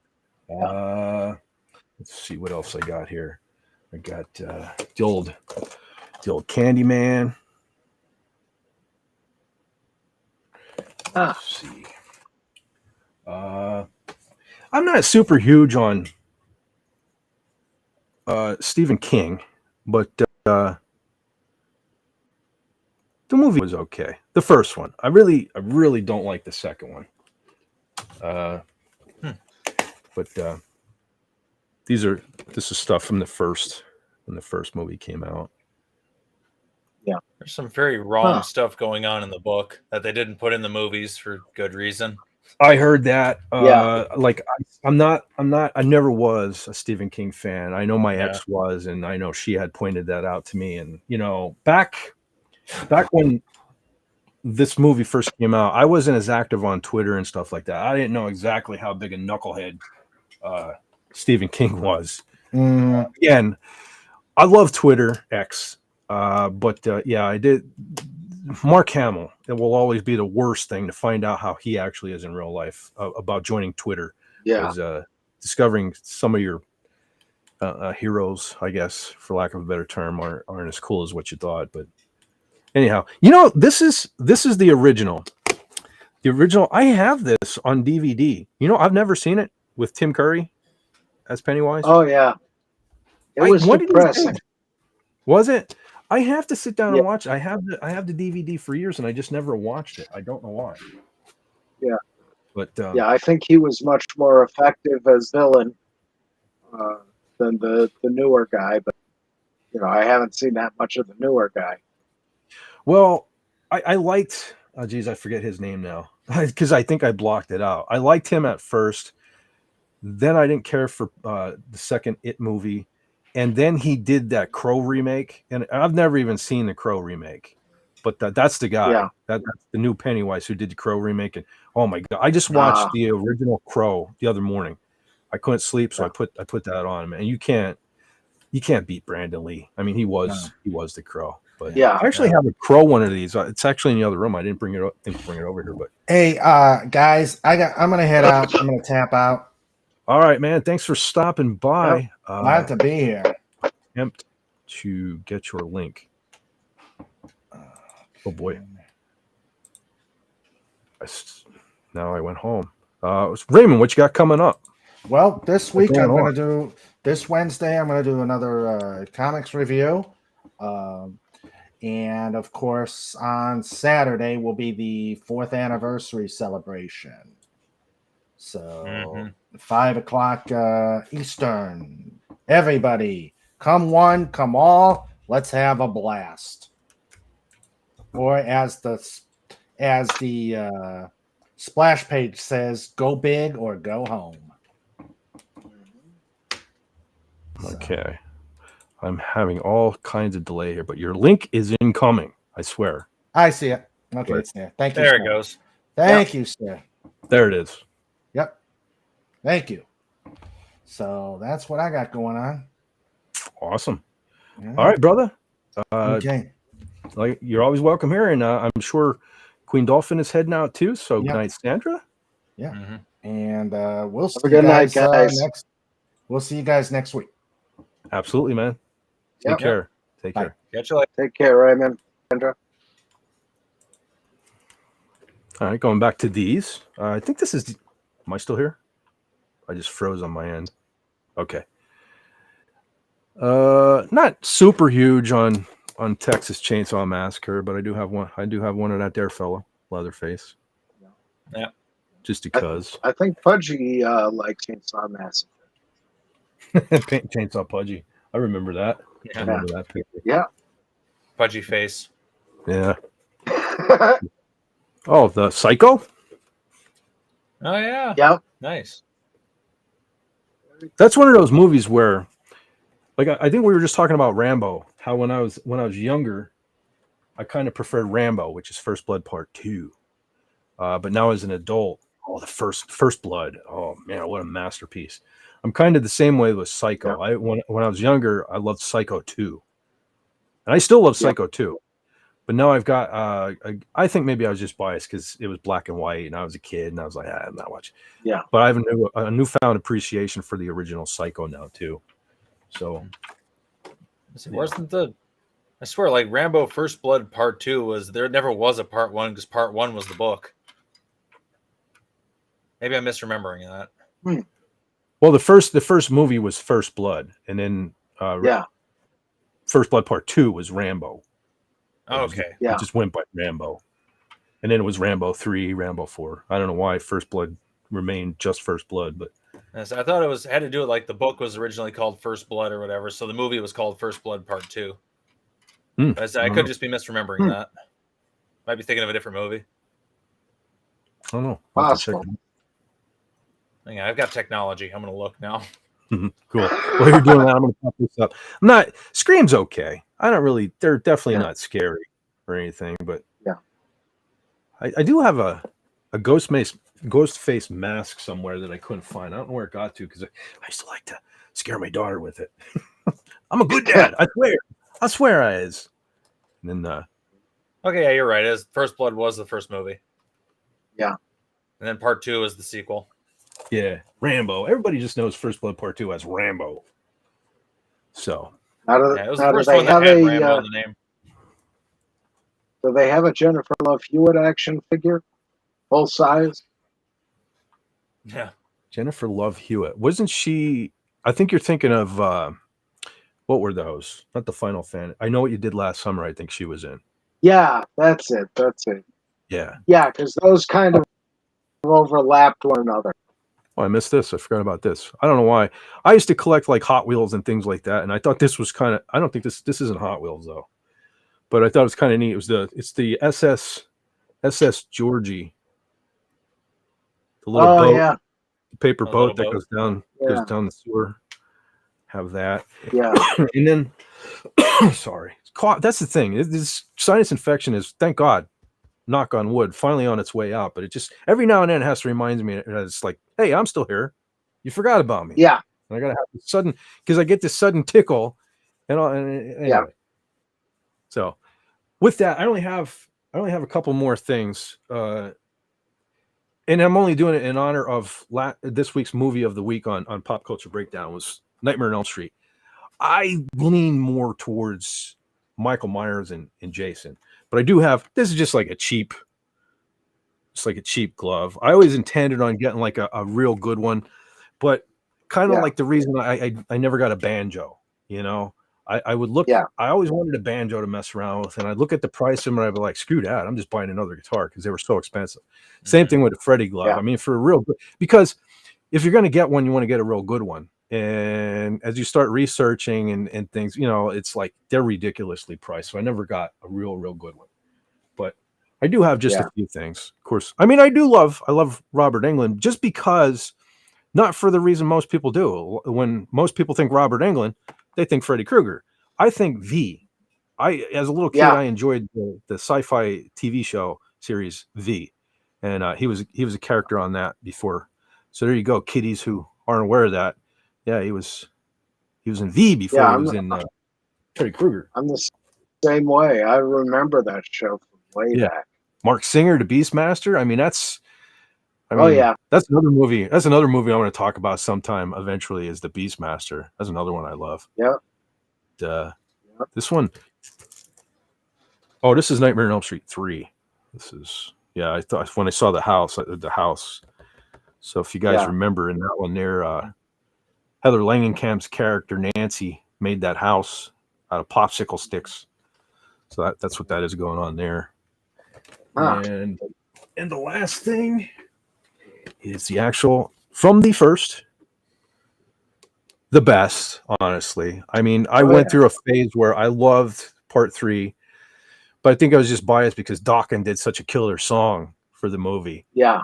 I mean, as far as the Nightmare on Elm Streets go, I mean, there's only one kind of scary one, and it's the original. And for you folks, I mean, I remember for years, I never noticed this, but little something to point out here. If you folks never noticed like me, you think of Freddy's sweater, right? With the red and green stripes. Well, in the first one, the sleeves were just red. They weren't striped until the later movies. It's one of those things where you look back on, you're like, hey. So sweater was more of a vest back then, huh? Well, it just had the stripes on the body of the sweater, not the sleeves. Okay. So, yeah. But yeah, little thing to check out there. When you watch the first one, check it out, man. He doesn't have stripes on his sleeves. Max Redstone is here. Holy smokes! Hail to the Max. Yes, he is. Max Redstone. Max Redstone in the chat. Nice to see you, buddy. Oh shoot, I had this too. I don't even know what this is. I just found this up in my room when I was going through stuff. I remember having it forever. I know it's the Crypt Keeper, but I don't even know how I got it or where it came from. I just remember having it forever. I used to have it when I lived at home as a little kid. I just had weird stuff sitting on my nightstand by my bed. I would have like, you know, a bunch of guitar picks laying there. The phone, you know, it became suddenly imperative that I play guitar. I had a bunch of picks, and I used to have a lamp. And for some reason, even as a teenager, when I put all my Star Wars toys away, I had my little Salacious Crumb from the Jabba the Hutt playset hanging on my lamp, and this guy stood there. I don't know why. I don't know why, but I had the Crypt Keeper for some reason, so he's with me for a long time. But I thought I would share that as well. Yeah. But now that I bored everybody to death, holy smokes! Yeah, it's good stuff. I didn't even know Andy was still here. Oh, he needs to finish his Halloween comic. Yeah, man. For those of you, see, that's another thing you're missing out, John, by not being on X. Andy's been doing Doomcock comics too, Tales of Xanadu. Really? All you folks out there, if you're on X, right, and you haven't done so, check out Tales of Xanadu on Twitter. That's Andy's comic book. He's a hell of a freaking comic book artist right there. Nice. Yeah, he's not just a puppet master, man. He's like the, I don't know. I can't think of anything. Pastor of Muppets. Yeah, pastor of Muppets. Got that Michelangelo thing going where he paints, he sculpts. He's a master bridges. of all trades, man. He's a master of all trades. Kimberly Ann Knight says, I'm going to swear off horror movies. I always told myself that too. I'm like, one of these days I'm going to grow up and just stop watching horror movies. Because really, I mean, it's not like I enjoy seeing people get killed or anything like that. I don't know. There's just something about, I don't know. First of all, when I was a little kid, okay, it was something I wasn't supposed to be watching. So it's just it's rebellious to me. Yeah. It's a rebellious thing, you know? And then of course, I don't know how, I can't speak for women, girls, but, you know, of course, being a guy, taking a girl to the movies and, you know, having her there jump and hold on to you when there was a jump scare or something like that. That was always cool. So there's a lot of fun memories attached to horror movies. And I don't know, there's just something cool about, again, to me, nothing to me. As much as I love Friday the 13th, nothing can touch the original 1978 Halloween. I just remember, and the way I remember watching that as a kid was we had a local, I think it was WPIX, I want to say it was, had a, like the movie of the week or something. But I can remember every commercial break, it would show like an old movie theater, like with the lights flashing, and it would play this theme like din, din, din, din, din, din, din, din. And for years, when we first got like a VCR player, I would record those off of that moving picture show or whatever, and I would try to cut the commercials out, but I would still get some of that theme and that thing. So I don't know, it just takes me back to being a little kid, to Halloween. And I do have a fascination with masks. I love masks. Yeah. And the Michael Myers mask, to me, as much as I love Jason's mask because it's cool and it's indestructible because it's a hockey mask. I don't know, something super creepy about that Michael Myers mask. And I remember learning that was Captain Kirk. I was like, what? I'm watching Halloween all these years and I never realized that it was a Captain Kirk. Supposedly, they bought that mask for $2 at like a thrift store or something. Yeah. And I remember seeing a documentary on it. They had that mask and they had like a really creepy clown mask, which would have been a whole different movie. It would have been creepy as well. But the fact that they took and modified the Captain Kirk mask a little bit and spray painted it white, there's just something so creepy about that. It's so lifeless is what it is. Yeah. I mean, it's dead. It's like a walking corpse. Yeah. Yeah. And the thing of it is too, is people don't realize that the mask in the first two movies are the exact same mask.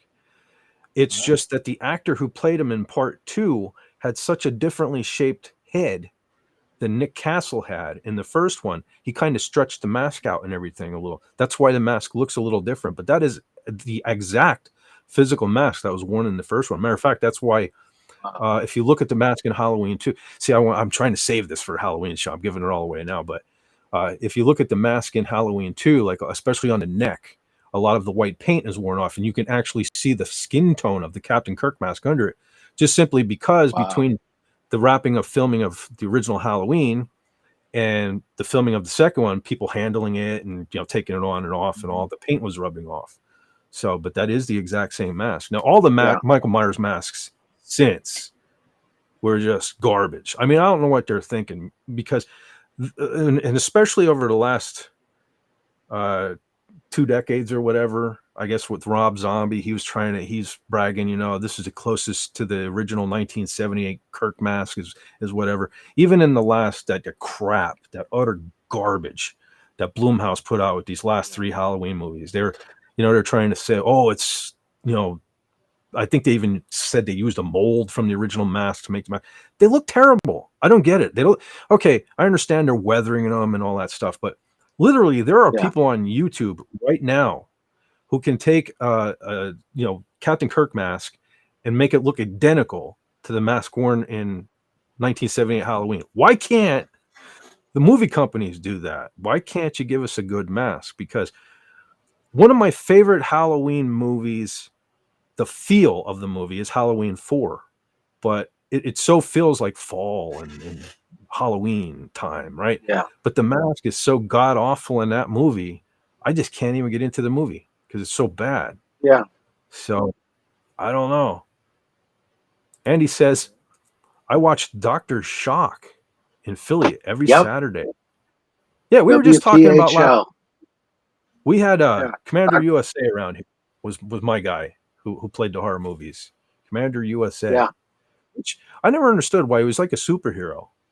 Where, everybody else, you had your Elviras and your Svengoolie and all these people who made themselves look creepy. I don't know. Commander USA was just like a superhero. Yeah. But he anyway, wanted a totally different angle. I suppose. He totally had one too.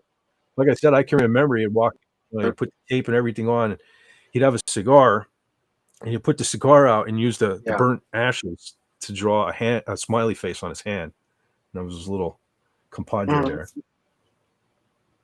Yeah, Dr. Shock had Dr. Shock's Horror Theater on Saturday, and then Dr. Shock's Terror Theater on Sunday at one point. And it was a lot of fun watching those old movies with him. I'll have to look him up on YouTube if he's on here. Maybe if I saw him, I'd remember. Well, there's that list of various horror hosts on the internet. And he's in there along with Uncle Ted from Up My Way, and all the other various horror hosts throughout the country. Yeah, like I said, I met Uncle Ted when I was a kid. He came to my school. And he did magic tricks. Yeah, awesome. I got to meet Uncle Ted. Yeah. Max says, spoiler, Fett for Hire likes seeing them cold. Sometimes. I mean, in certain movies, there is usually that character that you do enjoy. Yeah. You're like, man, I can't wait till he bites it. You know what I mean? I can't wait. Like in this movie here, like Lenrod. This is why you folks got to watch this so we can discuss this. Lenrod, the original singer of the band. You wanted to see him get his, didn't you? Yeah. Just for wearing what he wore. Yeah. Right? The guy was just a prick in general. He deserved it. Yeah. He definitely deserved it. So there are some people who do. So sometimes I do take joy in it. But hey. Really? What happened? Oh, Andy's comment there. Dr. Shock died too. Wow. So that's pretty early, huh? Too bad. Wow. Yeah, because this was back in the 70s, early 80s.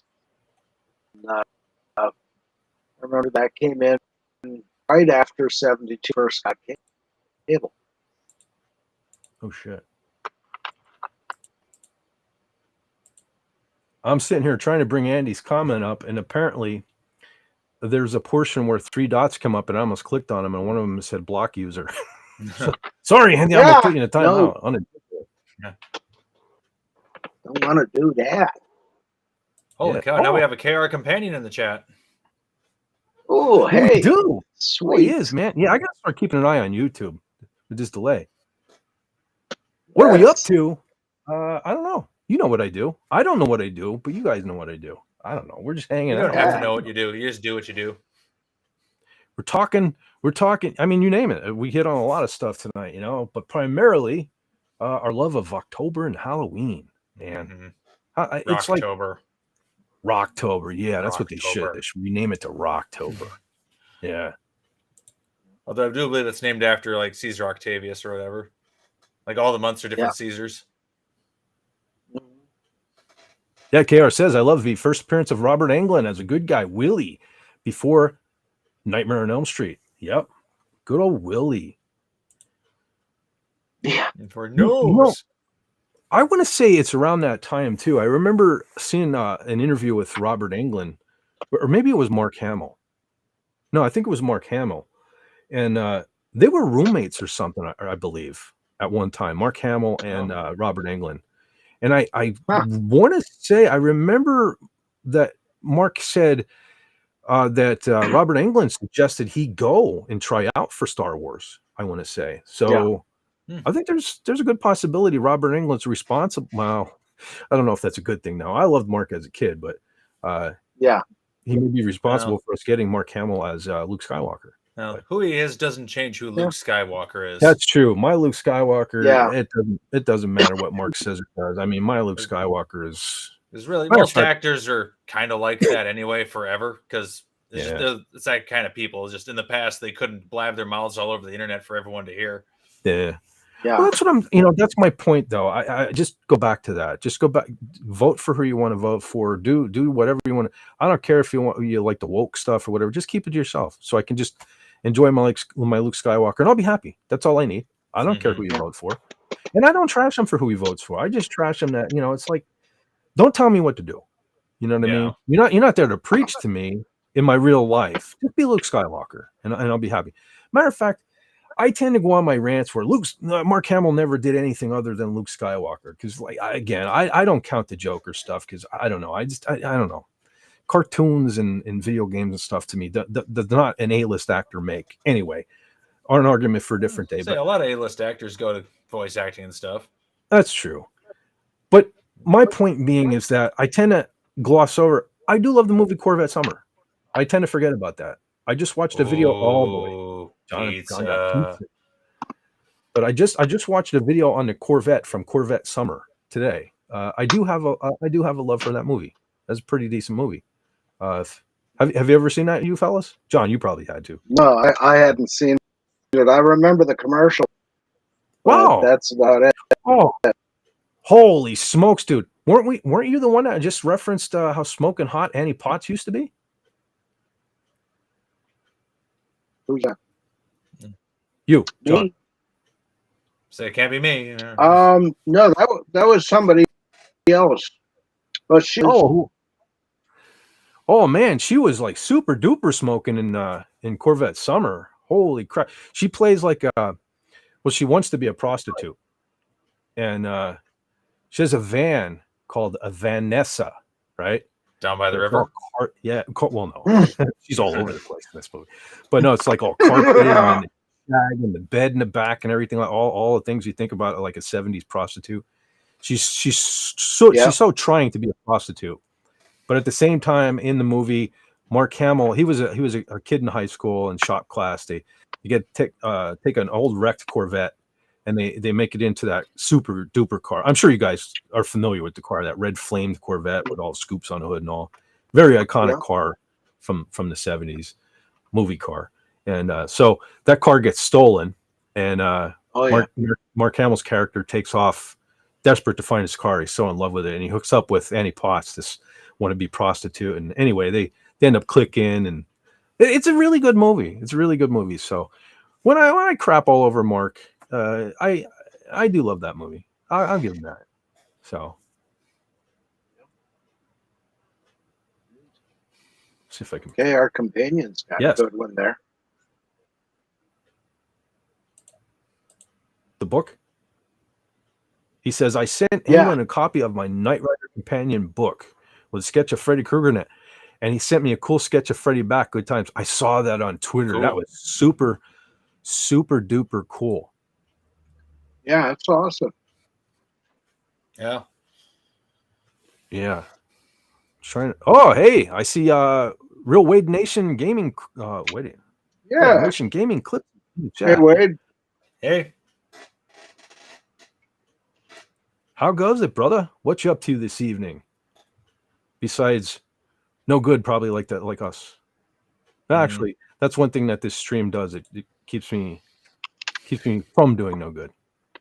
You see, on here, everybody can see you. You have witnesses, so you can't do bad stuff. Yeah, that's the plan behind it. See, you could. Where were you Saturday night?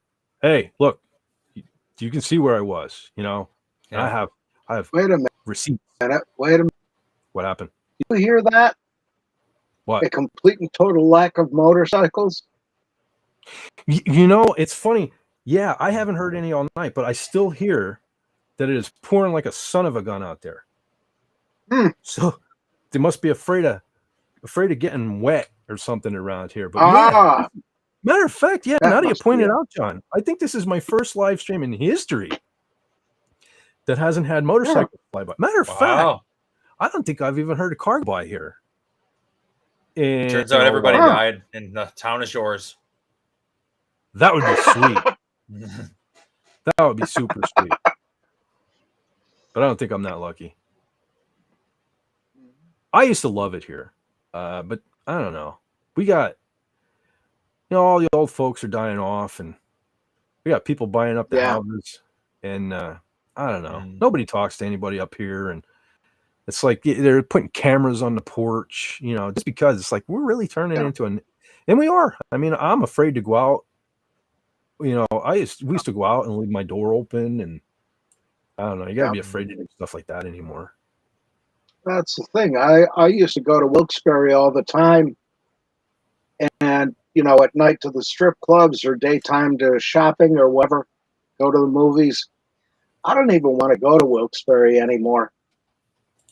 It's just too dangerous.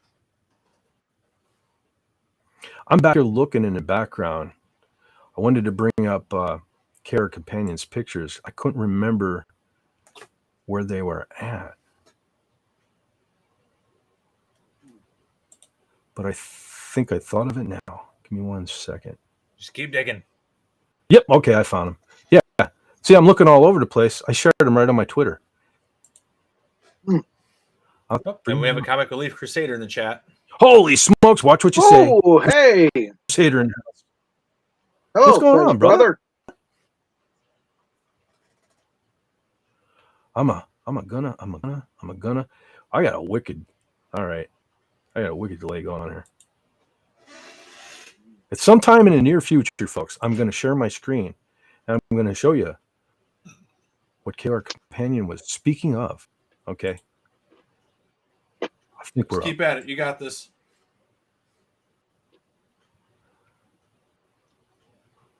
So this is keep searching, you'll find it. This is his artwork here on the right.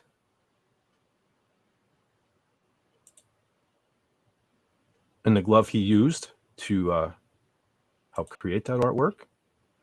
Up there's the drawing. There's the card he sent on the top. And the drawing that Robert Englund drew and returned to him. Nice. Yeah, very cool, man. Very, very cool. Yeah. It's terrific.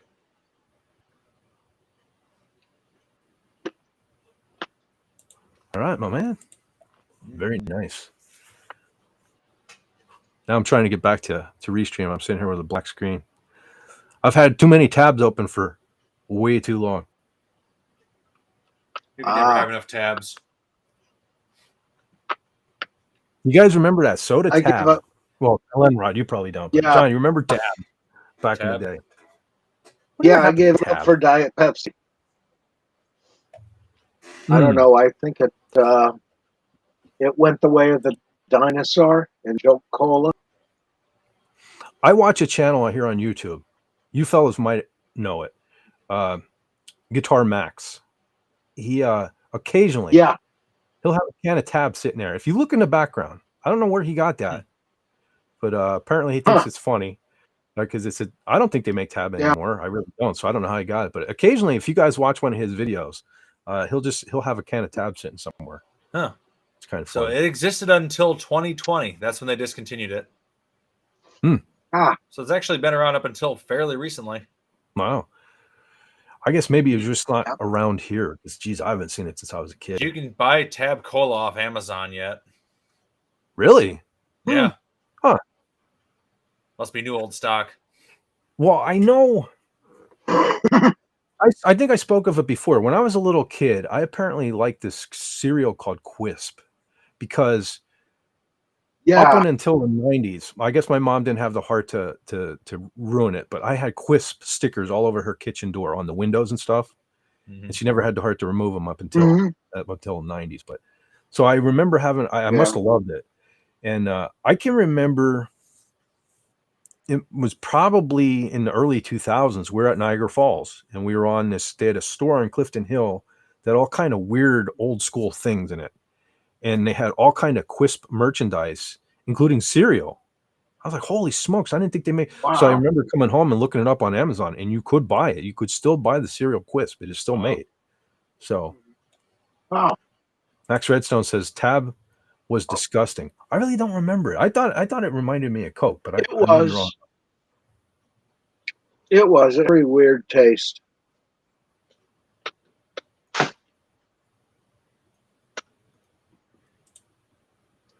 Crusader says James Gunn will be out as head of DCU with the. I was talking about that in the beginning. Like I don't know. I guess I shouldn't take such joy in it, but like I said, all these people out there defending James Gunn, I never liked the prick. I don't know. I'll kind of be glad.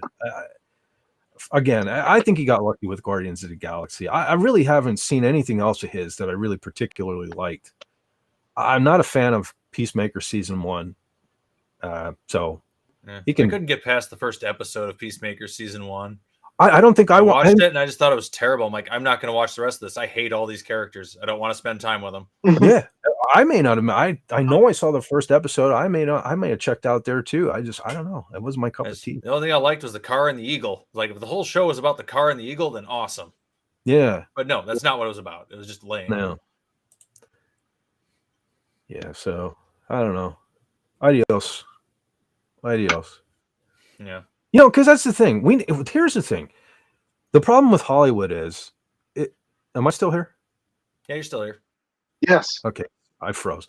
The problem with Hollywood is we need to clean house and start over, and just get rid of everybody and start over. Like don't even keep, because honestly, the people I like, they're your Kurt Russells, your Mel Gibsons. I mean, they're about done anyway. You know what I mean? So the movie star is over. That's really what it is. Yeah, you know your Clint Eastwoods and stuff. They don't have many films left in them. So let's just clean house and start over. Yeah, nice long dry spell, and then start fresh in like another decade or something. Yeah. Fanta soda. Yeah, I remember that. Well, no, I think they still make that. I'm pretty sure they still make that. Fanta's still around and available. Yeah. I want to say Mexican Iron Man either really, really loves Fanta or hates it. Because I can remember years ago somebody asking me to make a meme. And usually when people ask me to make a meme that they want to give to Mexican Iron Man, it's usually because it usually pertains to like Alf or something. So I'm guessing he doesn't like Fanta. For some reason, people used to like to have me make things to get under my skin or something. So, but Sprite and 7-Up. I'm not a big fan of lemon lime soda. I don't know. I just associate it with being sick because that was always my mom's. You know, where you see these comedians always doing the jokes about Robitussin and it's, I don't know. To me, lemon lime soda means I was sick. That was the first thing my mom brought out. Was lemon lime and crackers. Yeah, 7-Up and saltines. That was the sick food. Yeah. And the worst part is I hated carbonation, so I never even touched the 7-Up. I'm like, you know what? I'm just going to deal with it. I'll drink lots of water and crackers. I'm not touching the 7-Up. Yeah. That's really, that was like the only time I think I really drank lemon lime soda. Like I never get the urge. Like I don't go to Burger King or something and go, yeah, give me a Sprite. I don't know. I know. I smell the smell of the lemon lime soda, and all I can think about is toilet bowl cleaner. Cleaner, yeah. I don't know. I'll have one. Carlos says, I love Pepsi Max. Maybe once 2 or 3 years. Carlos says, I love Pepsi Max and 7-Up. Used to love Coke Zero till they changed the recipe. I don't like any of that, like the Zero or the... I actually made a mistake a couple of months ago. You guys know my love and affection for Gold Peak tea. Accident. Those. I think I was ranting about this not that long ago. I swear my Walmart is just they're watching everything I buy, and they're either not carrying it anymore, or they're putting it up on the top shelf, right? Which is what they did with my half gallon of Gold Peak tea. So now they got all that and the zero in that stuff, all that stuff together up there. So I'm up there reaching, trying to get the stuff. And like a month ago, I accidentally grabbed a Gold Peak Zero or something. They make that too. And I was like, oh my God, it's like whole. I didn't want to waste it. So I drank it. But man, after John, I don't know how you can even stand like that diet crap and all like that. It's like, I can't even, I'd rather, I just like stop drinking. So if my doctor said, you know, you gotta give up soda, I'm like, okay, good. The nicotine kills the taste. Oh, we'll see. I don't do that either. Does anyone remember Jolt soda? Was that the energy? Was that like an energy drink? Was that the one that had that have like a? That had about 10 cups of coffee worth of caffeine in it. Yeah, and I remember it drove a few people nuts.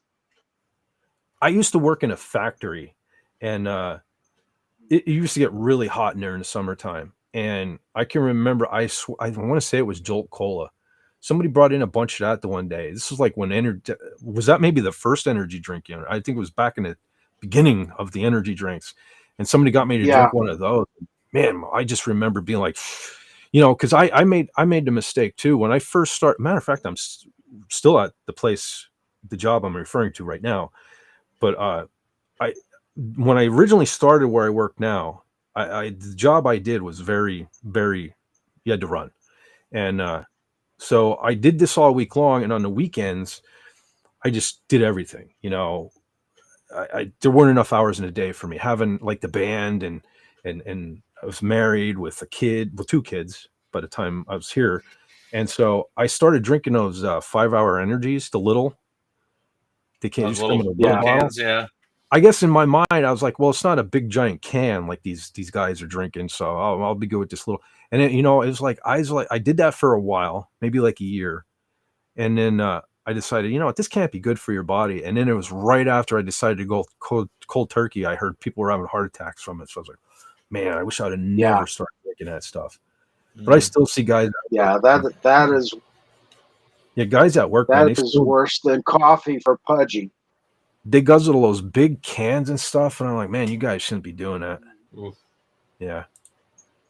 I stay up on sheer willpower. Yeah, I'm also completely crazy. Well, I think my record was 5 straight days without sleep. I don't recommend it. When it gets to the point when you blink and start to dream, it's a little ridiculous. And then trying to drive. Well, at one point, that'll do it. Well, when I was in my 20s, the guy who used to play drums for my band, we used to work together too, and so we did the band thing, and we used to have contests to see who could stay. He's the same guy. We used to have the goatee. We tried going goatee contests. Mm-hmm. Well, when we weren't doing that, we'd have contests to see who could stay up the longest. And yeah, man, the things I wish I would have known when I was younger. So probably one of the reasons why I have so many health issues and can't get down on the floor to do push-ups now. I used to do a lot of stupid things. I was just thinking about that the other day, man. When I just get so mad about something and in school, and there used to be this wall outside of school. I used to punch that all the time. And I'm like, that's probably why my hands don't want to work properly now, because all the punching in a wall and stupid stuff I used to do like that back in the day. Brick wall too, I'm talking. Yeah. Oof. Yeah. That's not good for playing. No, not at all. But I do want to give a shout out to our Madman, because he's kicking some ass tonight. He says he just finished the first and probably most complicated stop motion shot for tonight on the computer to make sure it came out okay. Let's everybody hope the best for our Madman 4 and his stop motion endeavor. Very cool, man. Yeah, good luck, man. That's awesome. Oh my God. Comic relief. It started to snow in Alberta. Oh Jesus! I'm not. No, you keep that up there. No. Snow. Yeah. Snow is my least favorite 4-letter word. Mm-hmm. William, did FSA got those figurines from the Star Wars ones? I know they are sold there. I've seen them at full price. The Boba Fett ones were Amazon. Those were Amazon. But this one, no, this was Walmart. Which the weird thing was when I came home, I looked up on Walmart, .com, and no, it's still full price on there. I don't know if it's just because the funny thing is these hung. I mean, the pegs were full of these. I guess they thought, well, because look at who do you got there? You got your little green guy there that they just thought, well, that's going to sell a bazillion of those because he's in the thing. No, these things hung. I mean, there must have been 20 of these hanging on the pegs for the longest time. And honestly, over the last couple of months, I don't remember the last time I was in the toy aisle, but these were gone. And I remember thinking to myself, man, I missed my opportunity, but I've been paying $35 for it. So I don't know if, like I said, the box is a little creased. You probably can't see it on camera. I don't know if I can catch it. The box is a little creased. It bumps me out. But I don't know if they found this in the storage room or something. I was like, I just put it out for $10, but I got it for $10.50. And I'll take that all day long. So could also have been an error too, you know. I don't know. I remember, that's how I got one of my rifles. It was like a Smith & Wesson rifle, and somebody put the wrong price tag on it at Gander Mountain. So I bought a Smith & Wesson for God, now I can't remember the brand name now. That's going to bug me. It was just in my head a moment ago. Oh, I'm rubbing it was a Bushmaster. I got it for a Bushmaster price. So a 1600 rifle I paid $300 for. Wow. Now looking at it, I'm like, this is wrong. This shouldn't be right. I took it to the counter. I'm like, this can't be right. And they look at it. Well, it's what the sticker is, so they honored it. Yeah. Well, whatever works. And I'm like, I'll take it. I wasn't planning on buying a rifle, but I can't pass this mistake up.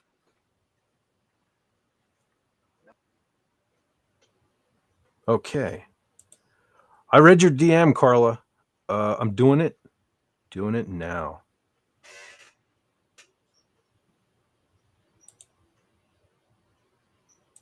Okay. It is done.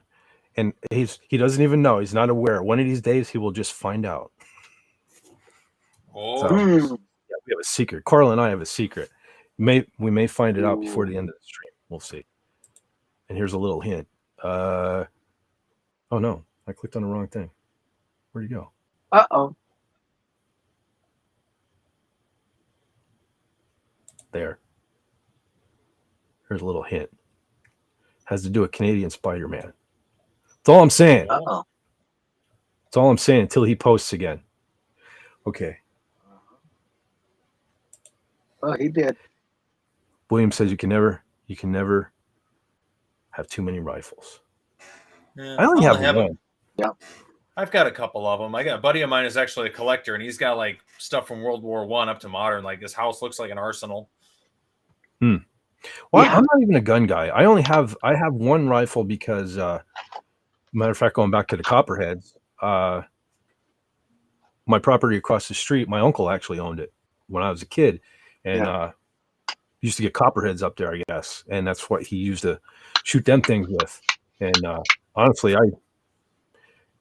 God forbid, I've never seen in all the years I own that now. I've never seen, but no, I'm not knocking on a lot of wood tonight. But that's the only reason I have that. I just hung on to it because it was my uncle's, kind of sentimental value. Yeah. I have my grandmother's Model 68 Winchester, which is a single action 22. Dad used to use that for killing snakes. I got my granddad's M1903 Springfield, or as we like to call it, the Deer Slayer. That gun is almost 100 years old, and it's still dead accurate out to like 1,000 yards. Like it doesn't even need a scope. Wherever you point it at, that's where it's hitting. Yeah,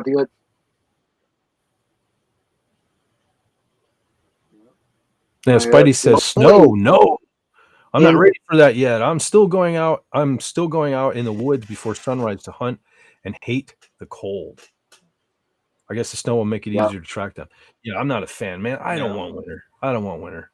And I used to think, well, I'll just be like every old person in the States and move to Florida.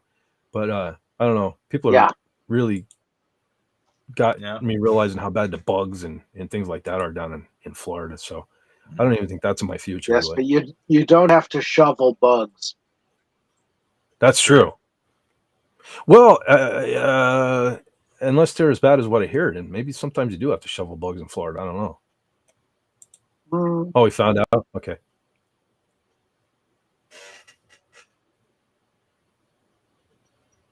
Yeah, for me, the biggest thing in Florida is don't touch the Spanish moss, and always look up before you go out the door, and let it slam after you've left the house. Otherwise, you get the chameleons in your hair. Yes, I've heard that from more than one person. Yeah. And the Spanish moss, well, you can touch that if you really enjoy scratching, because it's 100% made of fleas. Jeez. Oof. Spidey says, "Wow, thanks, Carla Fett. I appreciate that color change." Yeah, I mean, I've mentioned it before when he was here, and I'd be like, "I'll wrench you up if you want." And I don't like to wrench people against their will, but holy smokes, he is a Doomcock wrench, and one of the finest Doomcock wrenches out there. So, of course, we're gonna wrench him up.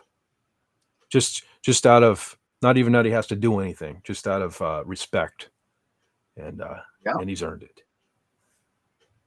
Sometimes you accidentally delete people's posts, but that's okay. Well, I just almost deleted Andy Masterson tonight. Totally unintentional. Yeah. That's the thing. There's so many things I'm still like finding out about Restream. Like there, I just found those 3 dots tonight that I almost put Andy Masterson and blocked them from the stream.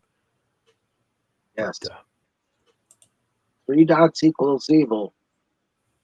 You know what's a gripe of mine? You fellas notice this. What they're doing to all our fine eating establishments. Yeah.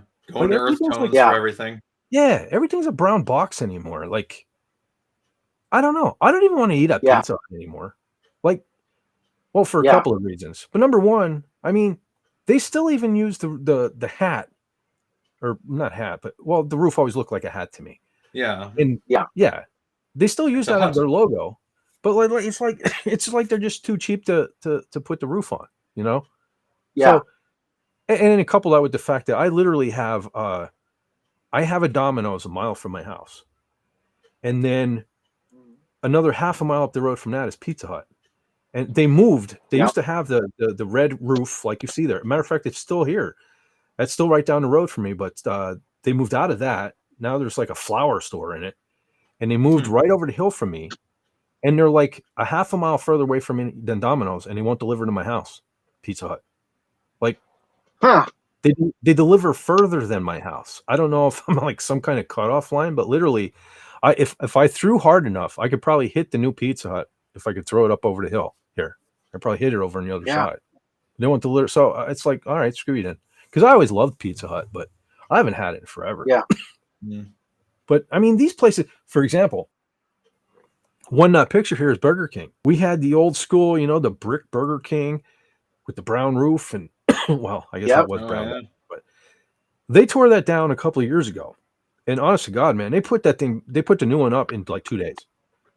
And it looks like that Pizza Hut that you see pictured here, only it's a Burger King.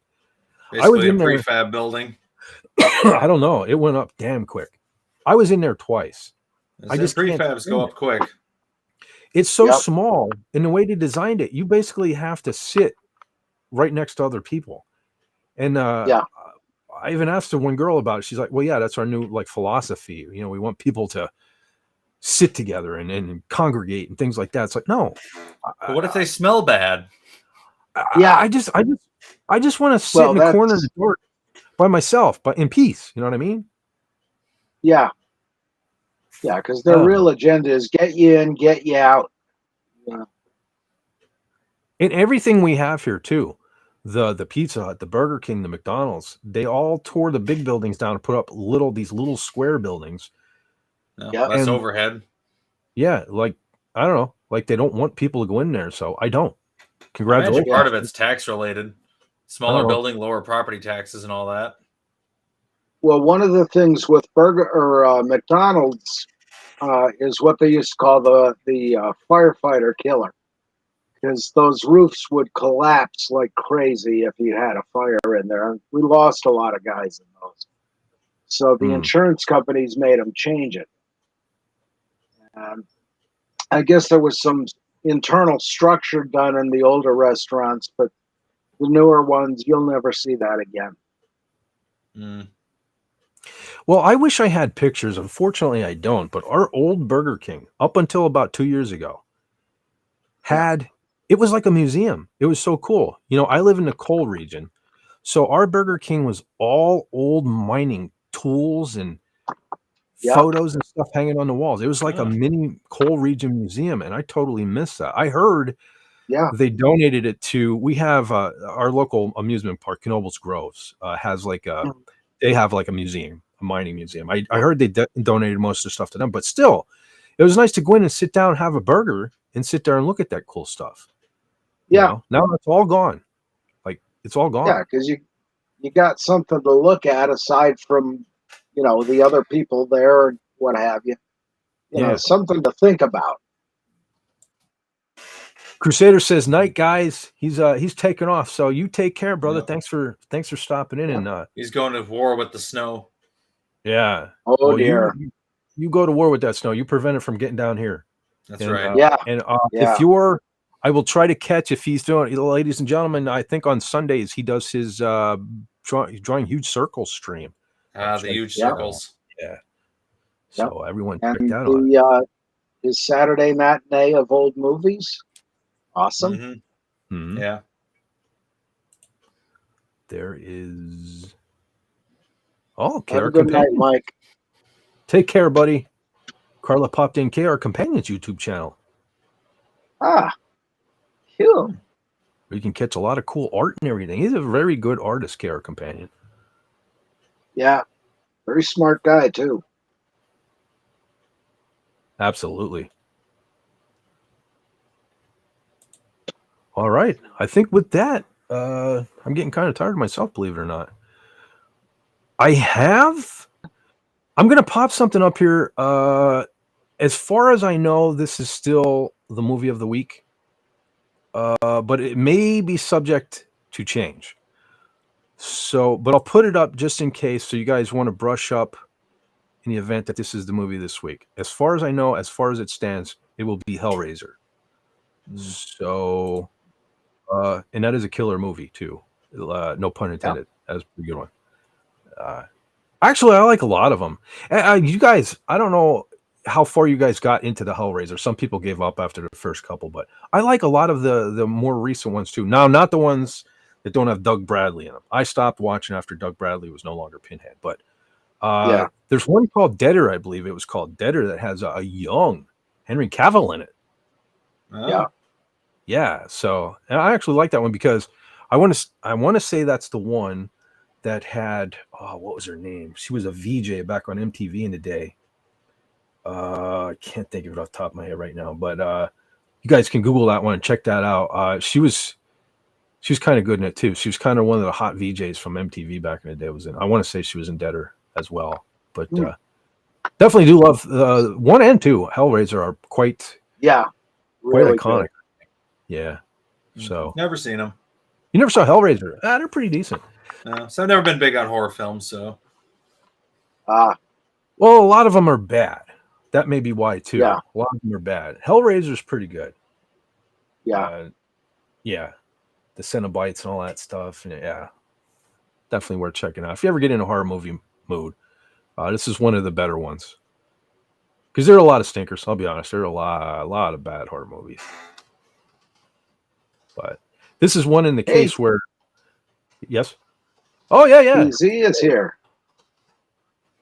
Hi guys. Did no one notice Raymond was backwards this week? No, I didn't even notice. I don't think he knows that Restream mirrors it by default. Yeah, I see. Yeah. It's not even default. It's their fault because I haven't done anything differently the last 2 weeks, and I'm not mirrored. They will just randomly like mirror me, and I don't know why. The default should be regular, and if you choose to mirror it, that's on you. But I don't know. I'm just glad I wasn't. I checked because John, what was the first thing I said to you? John, I'm not backwards, right? So I checked. Yeah. I checked. but there for a while now. It doesn't seem to be as big an issue now. Here, I'll bring this down now because you guys, again, I'm not even 100% sure, but I think the movie this week is going to be the Hellraiser. But cool. There's so much stuff to check out. That's the thing. That's the only reason why I still can't decide. I definitely don't want to spend $50 a freaking month or whatever on StreamYard. I do miss StreamYard for some things, and some things with this, like the just a frustrating factor of, well, then again, no, it wasn't Martha Quinn, SP4H. No, it wasn't Martha Quinn. It was more recent. It was after her timeline, but I have it right over here. Maybe I'll go look real quick. But no, I've noticed the last few streams too, I didn't have these issues. Again, now I'm probably going to be plagued with them next week, but it seemed like as soon as I hit go live, things would just boof. The background would disappear. The ticker would disappear. I don't know. I don't know what was up with that. Now, fortunately, I haven't had that. Now the ticker did disappear tonight. I did have to re-add the ticker, but I don't know. But I guess, hey, yes. Max Red Sun's off to bed. Okay, night, you have Yeah, there he is. You have a good night, brother. We're wrapping it up anyway, so thank you for stopping by, and I'm off to bed. Have a good night, everyone. You too, buddy. You too. Yeah. Take care, man. But anyway, I guess that's the price you pay for, it's what I said. This is like $15 a month for Restream. So I guess I just, you're just going to have to eat some things, I suppose. But all in all, it's a decent platform. I noticed one thing that's strange too. For anyone considering Restream, I know Crusader just switched over. I used to like the feature that after I did the live stream, I could instantly download it from YouTube. If I wanted to clip something or something like that. Now, I don't know why that was StreamYard. With Restream, I can't. For some reason, you can't even click on download. But I can on Rumble. So fortunately, on Rumble, I can download it from there. So that's just something, too, to think about for folks thinking of bailing on StreamYard. But technology is a pain in the neck. Ain't that the truth? Bingo. Yeah, as good as it can be, man, it can be. Man, I sit here cursing and carrying on at this computer and the internet and everything more times than you people can possibly imagine throughout the day. Just trying to edit videos and freezing anyway. But see, okay. Can you stream on both Rumble and YouTube? Yes, you can actually add many platforms that and free on the free plan, whereas with StreamYard you have to pay to have that feature. Now, I am currently streaming. Well, my stream is going on to Rumble. However, and this probably just comes down to me being a jackass and can't figure it out. But so on Rumble, you have your account. And for some reason, Godzilla, for some reason, you have your account on Rumble, which is like a channel. And then you have your channels, right? Which I have the two channels over there, the Metalhead one and the Fett for Hire.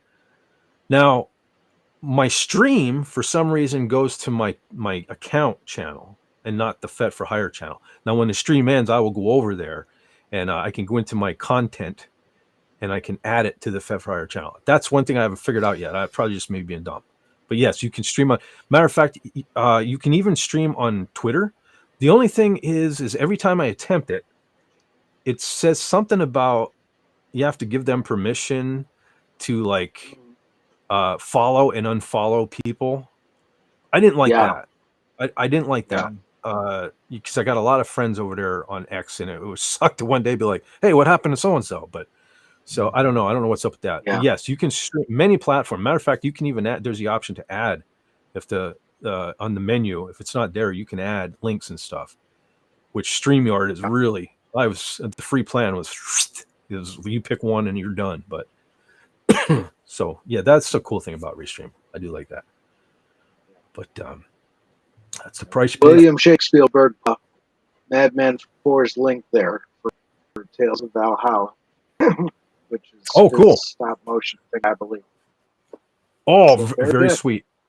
Thank you for popping that in there, brother. There you go, folks. For our brother, our Madman 4 for his stop motion stuff. You want to check him out at Tales of Valhalla? There's the link in the chat. Go check him out. Give him a sub and let's be cool to him. So, but okay. That being said, I think I showed. Oh, Heroescape stuff. Cool. What's going on? I was just looking at his channel. I just clicked and he's got like the first bunch of videos are all for Heroescape. Oh, that's pretty cool. Nice. See, there you go. Played that game a lot years ago. There you go. Check them on out. I do have a CD I'll recommend. And going along with the horror theme, I know I spoke of this many times before, but when I think of horror soundtracks, Wes Craven's Shocker. One of my favorite soundtracks of all time. Because you got I gotta take these off to read. There's a killer supergroup on here with that is made up of Paul Stanley, Alice Cooper, Tommy Lee, unfortunately, Guy Mandude on guitar, Vivian Campbell on guitar. They do a couple songs on here made specifically for the movie. But then you've also got Megadeth is on here. What the hell they do on here? No More Mr. Nice Guy was done for this movie. Okay. But you got a band on here that I never hear anybody mention them, but I love, called Dangerous Toys. Okay. Dangerous Toys. Yeah. I know those guys. All right. See, that's where they made a mistake listening to a record label. They put out like the 2 worst songs on their first album, right? Don't sound like the rest of the album. The whole rest of the album is killer, right? Killer. Songs like Outlaw and stuff like that, right? Yeah. Sportin' a Woody. You know what I mean? Yeah. This song on here, they did a song for this album called Demon Bell. Oh, my fuck, man. It's one of the best Dangerous Toys songs ever in the history of Dangerous Toys. So I'm sure it's on YouTube. Even if you want to check out the whole album, check out Dangerous Toys, Demon Bell. And if you're a metalhead remotely, you will not be sorry that you checked out Demon Bell. So for that alone, I recommend Shocker. I mean, it's just a bonus that Megadeth and, Alice Cooper and Paul Stanley and all those other, kind of rarely, kind of unknown guys are on this album. But I'll plug it just for Dangerous Toys. But so there's that. Cool. Stark of Iron does a parody called Monster Hash. I don't smoke, but it's hilarious. I haven't caught that one. I'll have to check it out. I'm assuming like Monster Mash. I mean, yeah. So everyone check that out. All right. With that, Brother Lenrod, you got anything coming up? Let me think. I shouldn't have anything coming up just at the moment anyway. So. Okay. I really not doing a whole lot at the moment. I mean, I got using usual stuff, just working on songs, but I really haven't done too much other than that. So. Hey, well, that's enough, man. Although I did get my workshop cleaned. Oh, that's cool. That's I can actually work on stuff again. Yeah. Very nice. What? I'm in the middle of the same thing. Yeah. I acquired too much junk from work and it just piled up in there. And it's like, I can't work in here. There's too much junk. Yeah. Yeah. Space definitely helps. But hey, working on songs, that's nothing to like take lightly. I mean, you do some killer point, stuff. I should probably debut the last one I cooked up because it's good. It's actually good. Cool. It's weird, but it's good. Certainly should, man. And like I said, anytime you want to drop anything on here, because we got musicians in that there chat. So I say just say the word and I can play it. But awesome. Are you talking like now? If you want to play now, that's fine. If you want, sure, I'll play one. Yeah, go ahead. Folks, an unexpected, and unsuspected. Pleasure for you all tonight. Got some tunes for all you musicians who kind of gravitate here. Brother Lenrod, gonna drop some tunes on you. Let's see here. I just need to figure out if my setup on StreamYards works for this here too. All right. And give me a minute here. I just need to Carla. Change the audio settings. Well, he's checking into that. Carla Burton says, "Okay, guys, see you later." Unless you can still listen in the background. Carla. All right, Carla. Okay. Yes. Play, Lenrod. Well, this is my stream though too. Things don't tend to work out here, so I probably got you all psyched up for nothing. But let's see. With no Jill tonight, who would you have is raid? With no Jill tonight, who would you have? Have you raid? Us. I don't know who's streaming tonight because I don't know if Snowdub is still going. Snowdub might still be going. Not sure. Oh, there's an opening for an Elvis parody. Are you streaming tonight? There you go. Yeah. I don't know. I kind of lost touch with me doing my live stream today. I don't know who's still doing stuff. Matter of fact, I'm trying to think of who I even used to watch before I started live streaming. What did I used to do on a Saturday night? Because obviously Friday night is Friday Night Frolics. Yeah. And well, I mean, even it's been what? There was like 3 years where I was popping over on King Dolphin on Saturday nights. Yeah. I don't know what the heck I used to watch on Saturday nights. Oh, Snowdub is still out of town. Didn't stream tonight. Huh. Jeez. I don't know. You know, that'd be super fun. Just pop in anywhere. Pop in anywhere, especially if they're even not even connected to our community. How funny would that be? Hey, Fett for Hire raid. It'll be like, who the fuck is Fett for Hire? You know what I mean? That'd be funny. I recommend that. Just drop it on anyone, anywhere, and say, well, I think. Okay. John. Okay, there we go. Yes. You do me a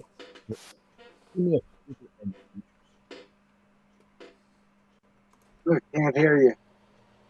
Can you mute yourself, John? Yeah, Yes, I need everybody to mute, otherwise it's just going to echo like a fiend. Yeah, I can probably do let it. me, If you can't.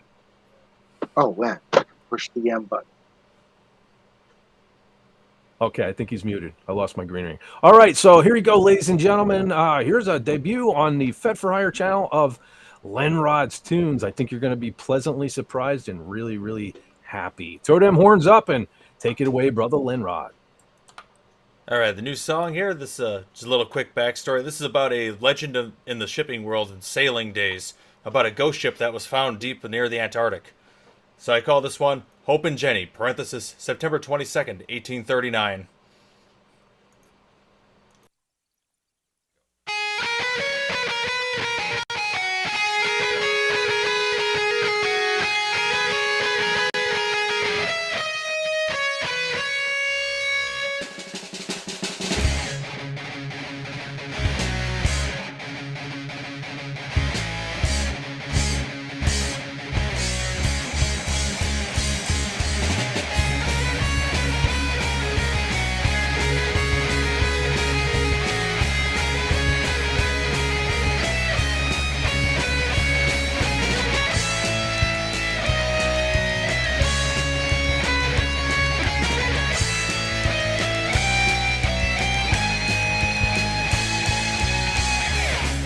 September 1839, the captain takes us from the Argentine, a place known as the Passage of Drake. The search for whales takes us too far south, the fall winds are hitting hard, soon the ice begins to grow. The freezing winds form sheets of ice, but a later storm breaks us out in time. Drake, a dangerous place to sail.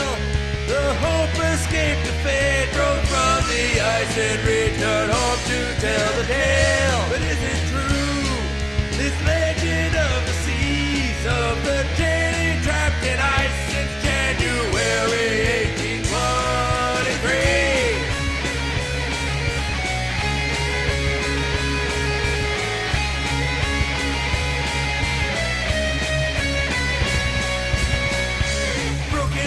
Now we're headed home. Before we go, an old schooner shows, drifting quietly with ragged sails. The captain says we should offer aid. We call to them, no answers made. Why does her crew not respond? We enter the ship only to find that no one on board is still alive, frozen in the places that they died. Jenny's the name of this ghostly ship. How long has she been sent adrift? We retrieved the captain's log and read about what befell them all.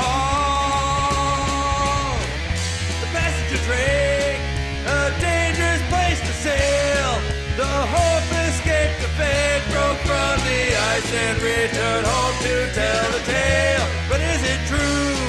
This legend of the seas of the JD trapped in ice since January 1823.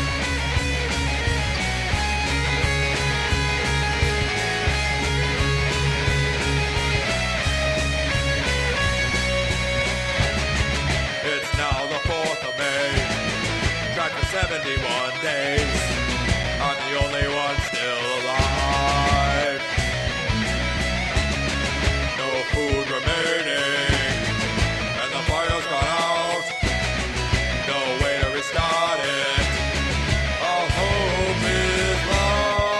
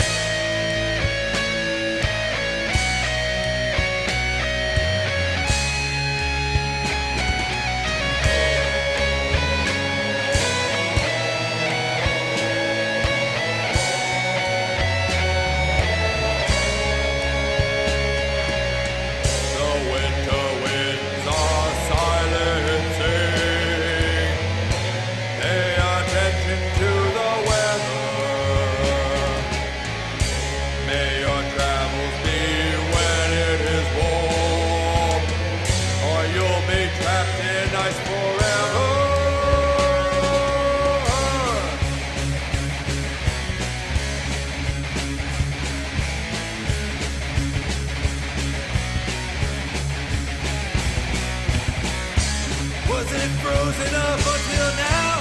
How does the ship drift for so long? Still can't believe what we found.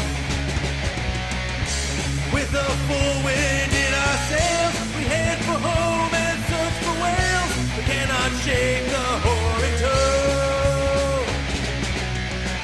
The storm came in and set us free. Our icy head wasn't meant to be. Future sailors tell us tales of old about the frozen ship found by the hull. The passenger trade, a dangerous place to sail. The hope escaped her fate, broke from the ice and returned home to tell the tale. But is it true? This legend of the seas of the Jenny trapped in ice since January 1823.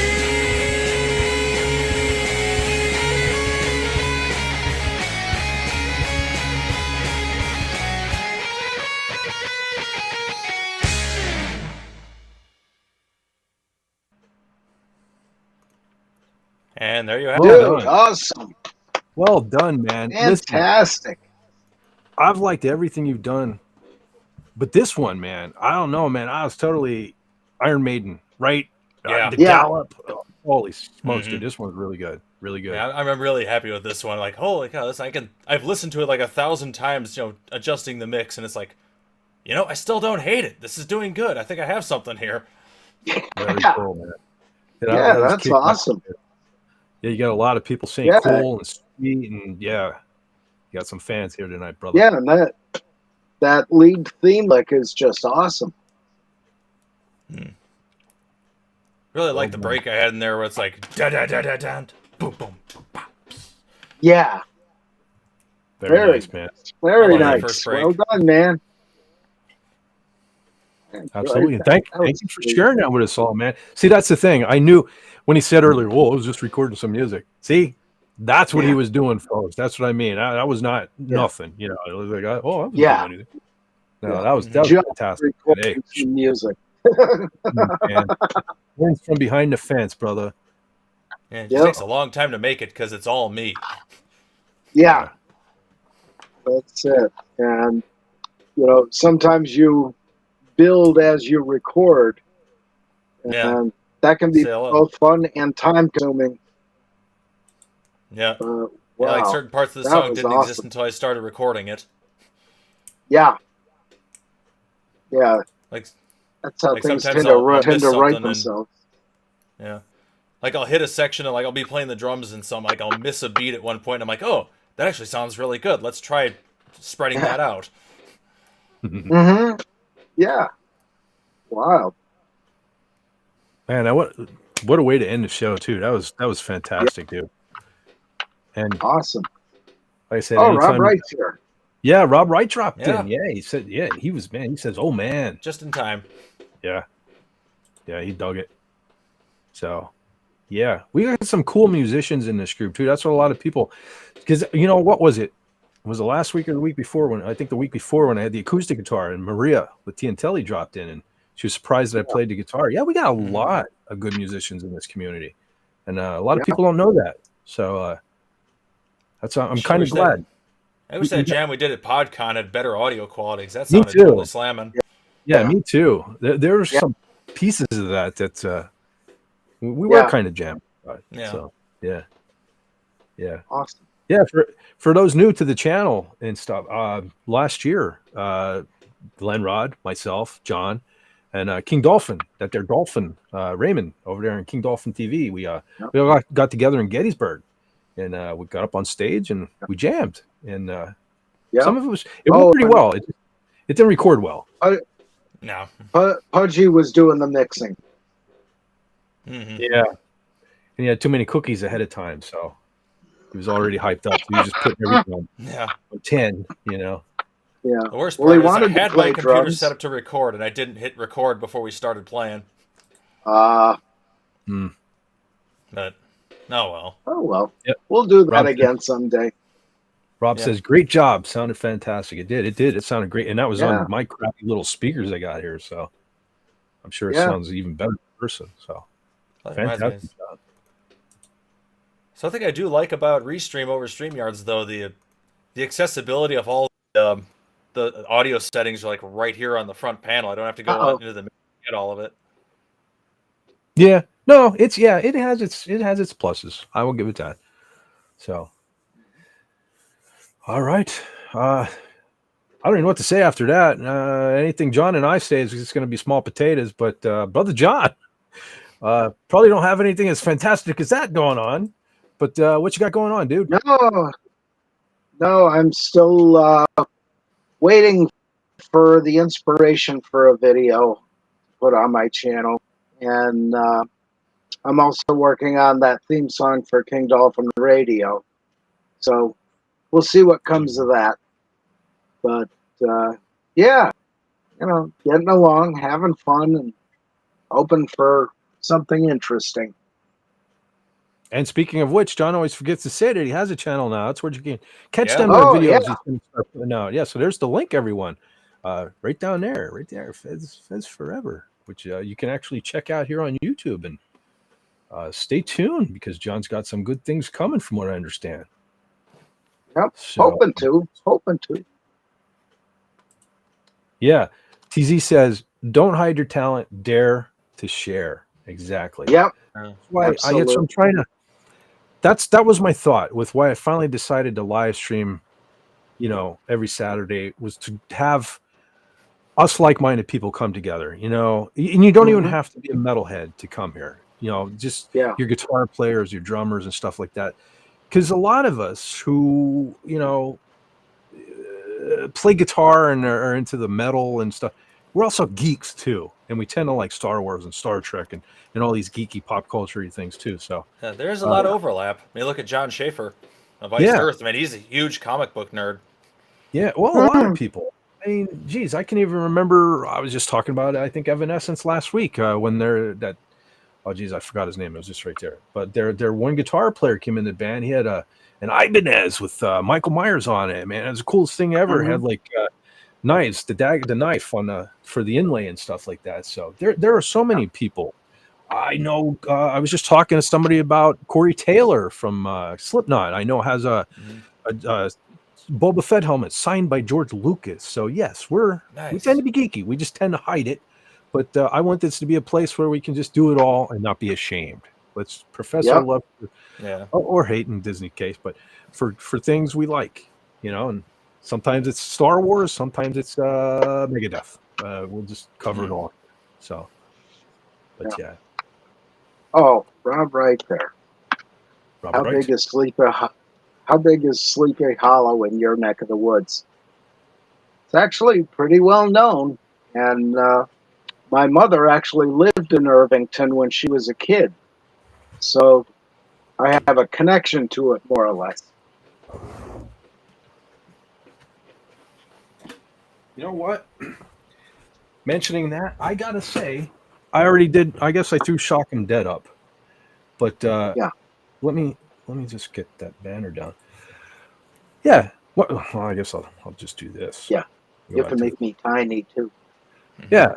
Now I do have them separately, but on the Blu-ray I have the combo. I love both of these here movies, Dark Shadows and Sleepy Hollow. Johnny Depp. Not a huge Johnny Depp fan, but yeah, these wouldn't be a bad Halloween watch either.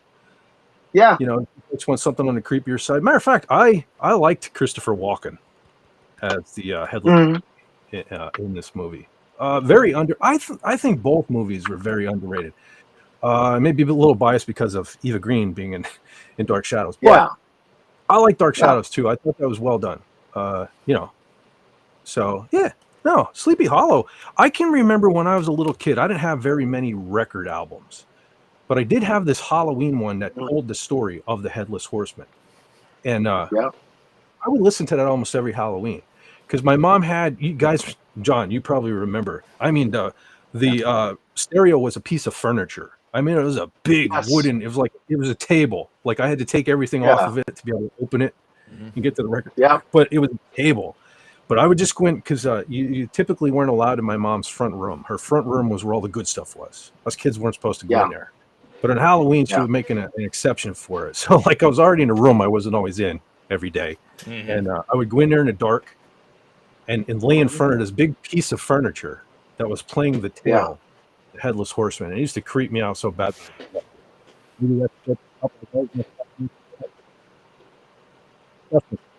I associate with the story of Sleepy Hollow. Well, you just got super muffled. Oh boy. Am I still muffled? Nope, you're good now. No, you're good now. Yeah, I guess that's my cue. We did hit the 3-hour mark, which was surprising to me. I just looked up there and I'm like, what? That ain't right. But yeah, I guess it is after midnight. But that's the thing. I'm so, you know, that's the thing. If I do finally decide on which streaming service I'm going to use for sure, and I get a membership, man, I don't know. These short streams are nice. It's nice to be able to get something to eat and maybe do a little something before I have to go to bed. But man, I do miss the long streams, you know, because so many people have the opportunity to come in and out, and I miss interacting with a lot of those folks. So there's going to, like I said, even if it's just the Star Wars, when we start talking Star Wars, but there are going to be some long ones coming up because I don't know. I don't know. What happened? Oh, TZ told a joke. What do you get when you have 3 players in the room? You get a very bad headache from the whining guitars. And that's why bass players. Yeah. I play everything. What does that count as? Touche. I'm the best of both Musician. worlds. I find balance. I keep trying to explain to her that metal would not be metal without them their whiny guitars. You know, I mean, anyway. I think she's like whiny, crunchy. I think she just likes picking on me because I'm a guitar player. Mm. Perhaps it's interesting yet. Yeah, Sleepy Hollow is that's a really cool story, and I think I brought out so much more. I think in this movie, it's so dark, you know. Yeah, and just seeing, you know, as a little kid listening to the record album, I just had to think about it, you know, and maybe that's what it is. This movie kind of is in line with what I used to imagine, sort of the horseman looking like, and when he's chasing down Ichabod Crane and stuff, you know, that scene, and he throws the the flaming pumpkin head and stuff at him and all. And I guess this is kind of what a dark story like this. So this was well done, I thought. But all right. Cool. I don't know. I guess that's a wrap on this one. I'm gonna rearrange things here. Not that I'm not gonna go big anyway because I don't like seeing my ugly mug. But oh geez, I threw the shirt on. I don't know if you guys noticed. Might as well show this off. My my bloody tears, Michael Myers. So trying to, I have another one for next week too. I think so. It might be in a month of Myers for me. But so okay, I don't know. I don't know what I'll be doing this week. Like I said, I apologize for the lack of videos last week. I just rough sleep, this and that and the other thing. And I know YouTubers are supposed to get to the grindstone. But hey, you know, if I was making my living off it, I would work a little harder, but I'm not. So I'll try to have some more stuff out for you. Hopefully you guys will check it out. Of course, next week, hope to see you guys all here again next week. And with that, what I want to say is to all the people here on the panel, to all the people that are here in the chat, and we're here earlier, and to all those fine folks that will watch this on the replay, you guys are awesome. You're not subscribers. You guys are my friends. Was that? Oh, Tim is still here. 1 second. Oh boy. All right, I'll pop this one up on the way out. One more for the road. Yeah. Okay. Hold on. I'm gonna pop this up. This is pretty good. If I can back up my voice now too. If I can get back to restream, that is, I will pop this up. I'm having all kind of delay going on. It's like they're like, don't you know you were supposed to be out here a half hour ago? Like, no, I'll do what I'm doing. And so now they're like, well, we'll just not let you share your screen. But hold on, give me. Now I froze on my screen. There it goes. Did it come up? What? Yep, it came up. That is you know what? That is a good idea. That is very cool. That is really cool. Yeah. So you put obviously you need the red candle. I see. Yeah. Yeah. Kind of like the end of Halloween 2. Definitely losing my voice here. The end of Halloween 2 with the bleeding eyes. Yeah. Very cool. Very nice. Thanks for sharing, Tim. I got to get those. Of course, mine would probably be a collectible, and I won't want to get candle wax all over it, so I would probably never use it. But very cool. Thanks a lot, buddy. Mm-hmm. Okay, back to my thing. Hopefully, by now, you all know what to do. You know what to do? You need to take care of yourself. Take care of each other. And why? Take it easy. When you can take it, fellas, sleazy. Easy. All right! I got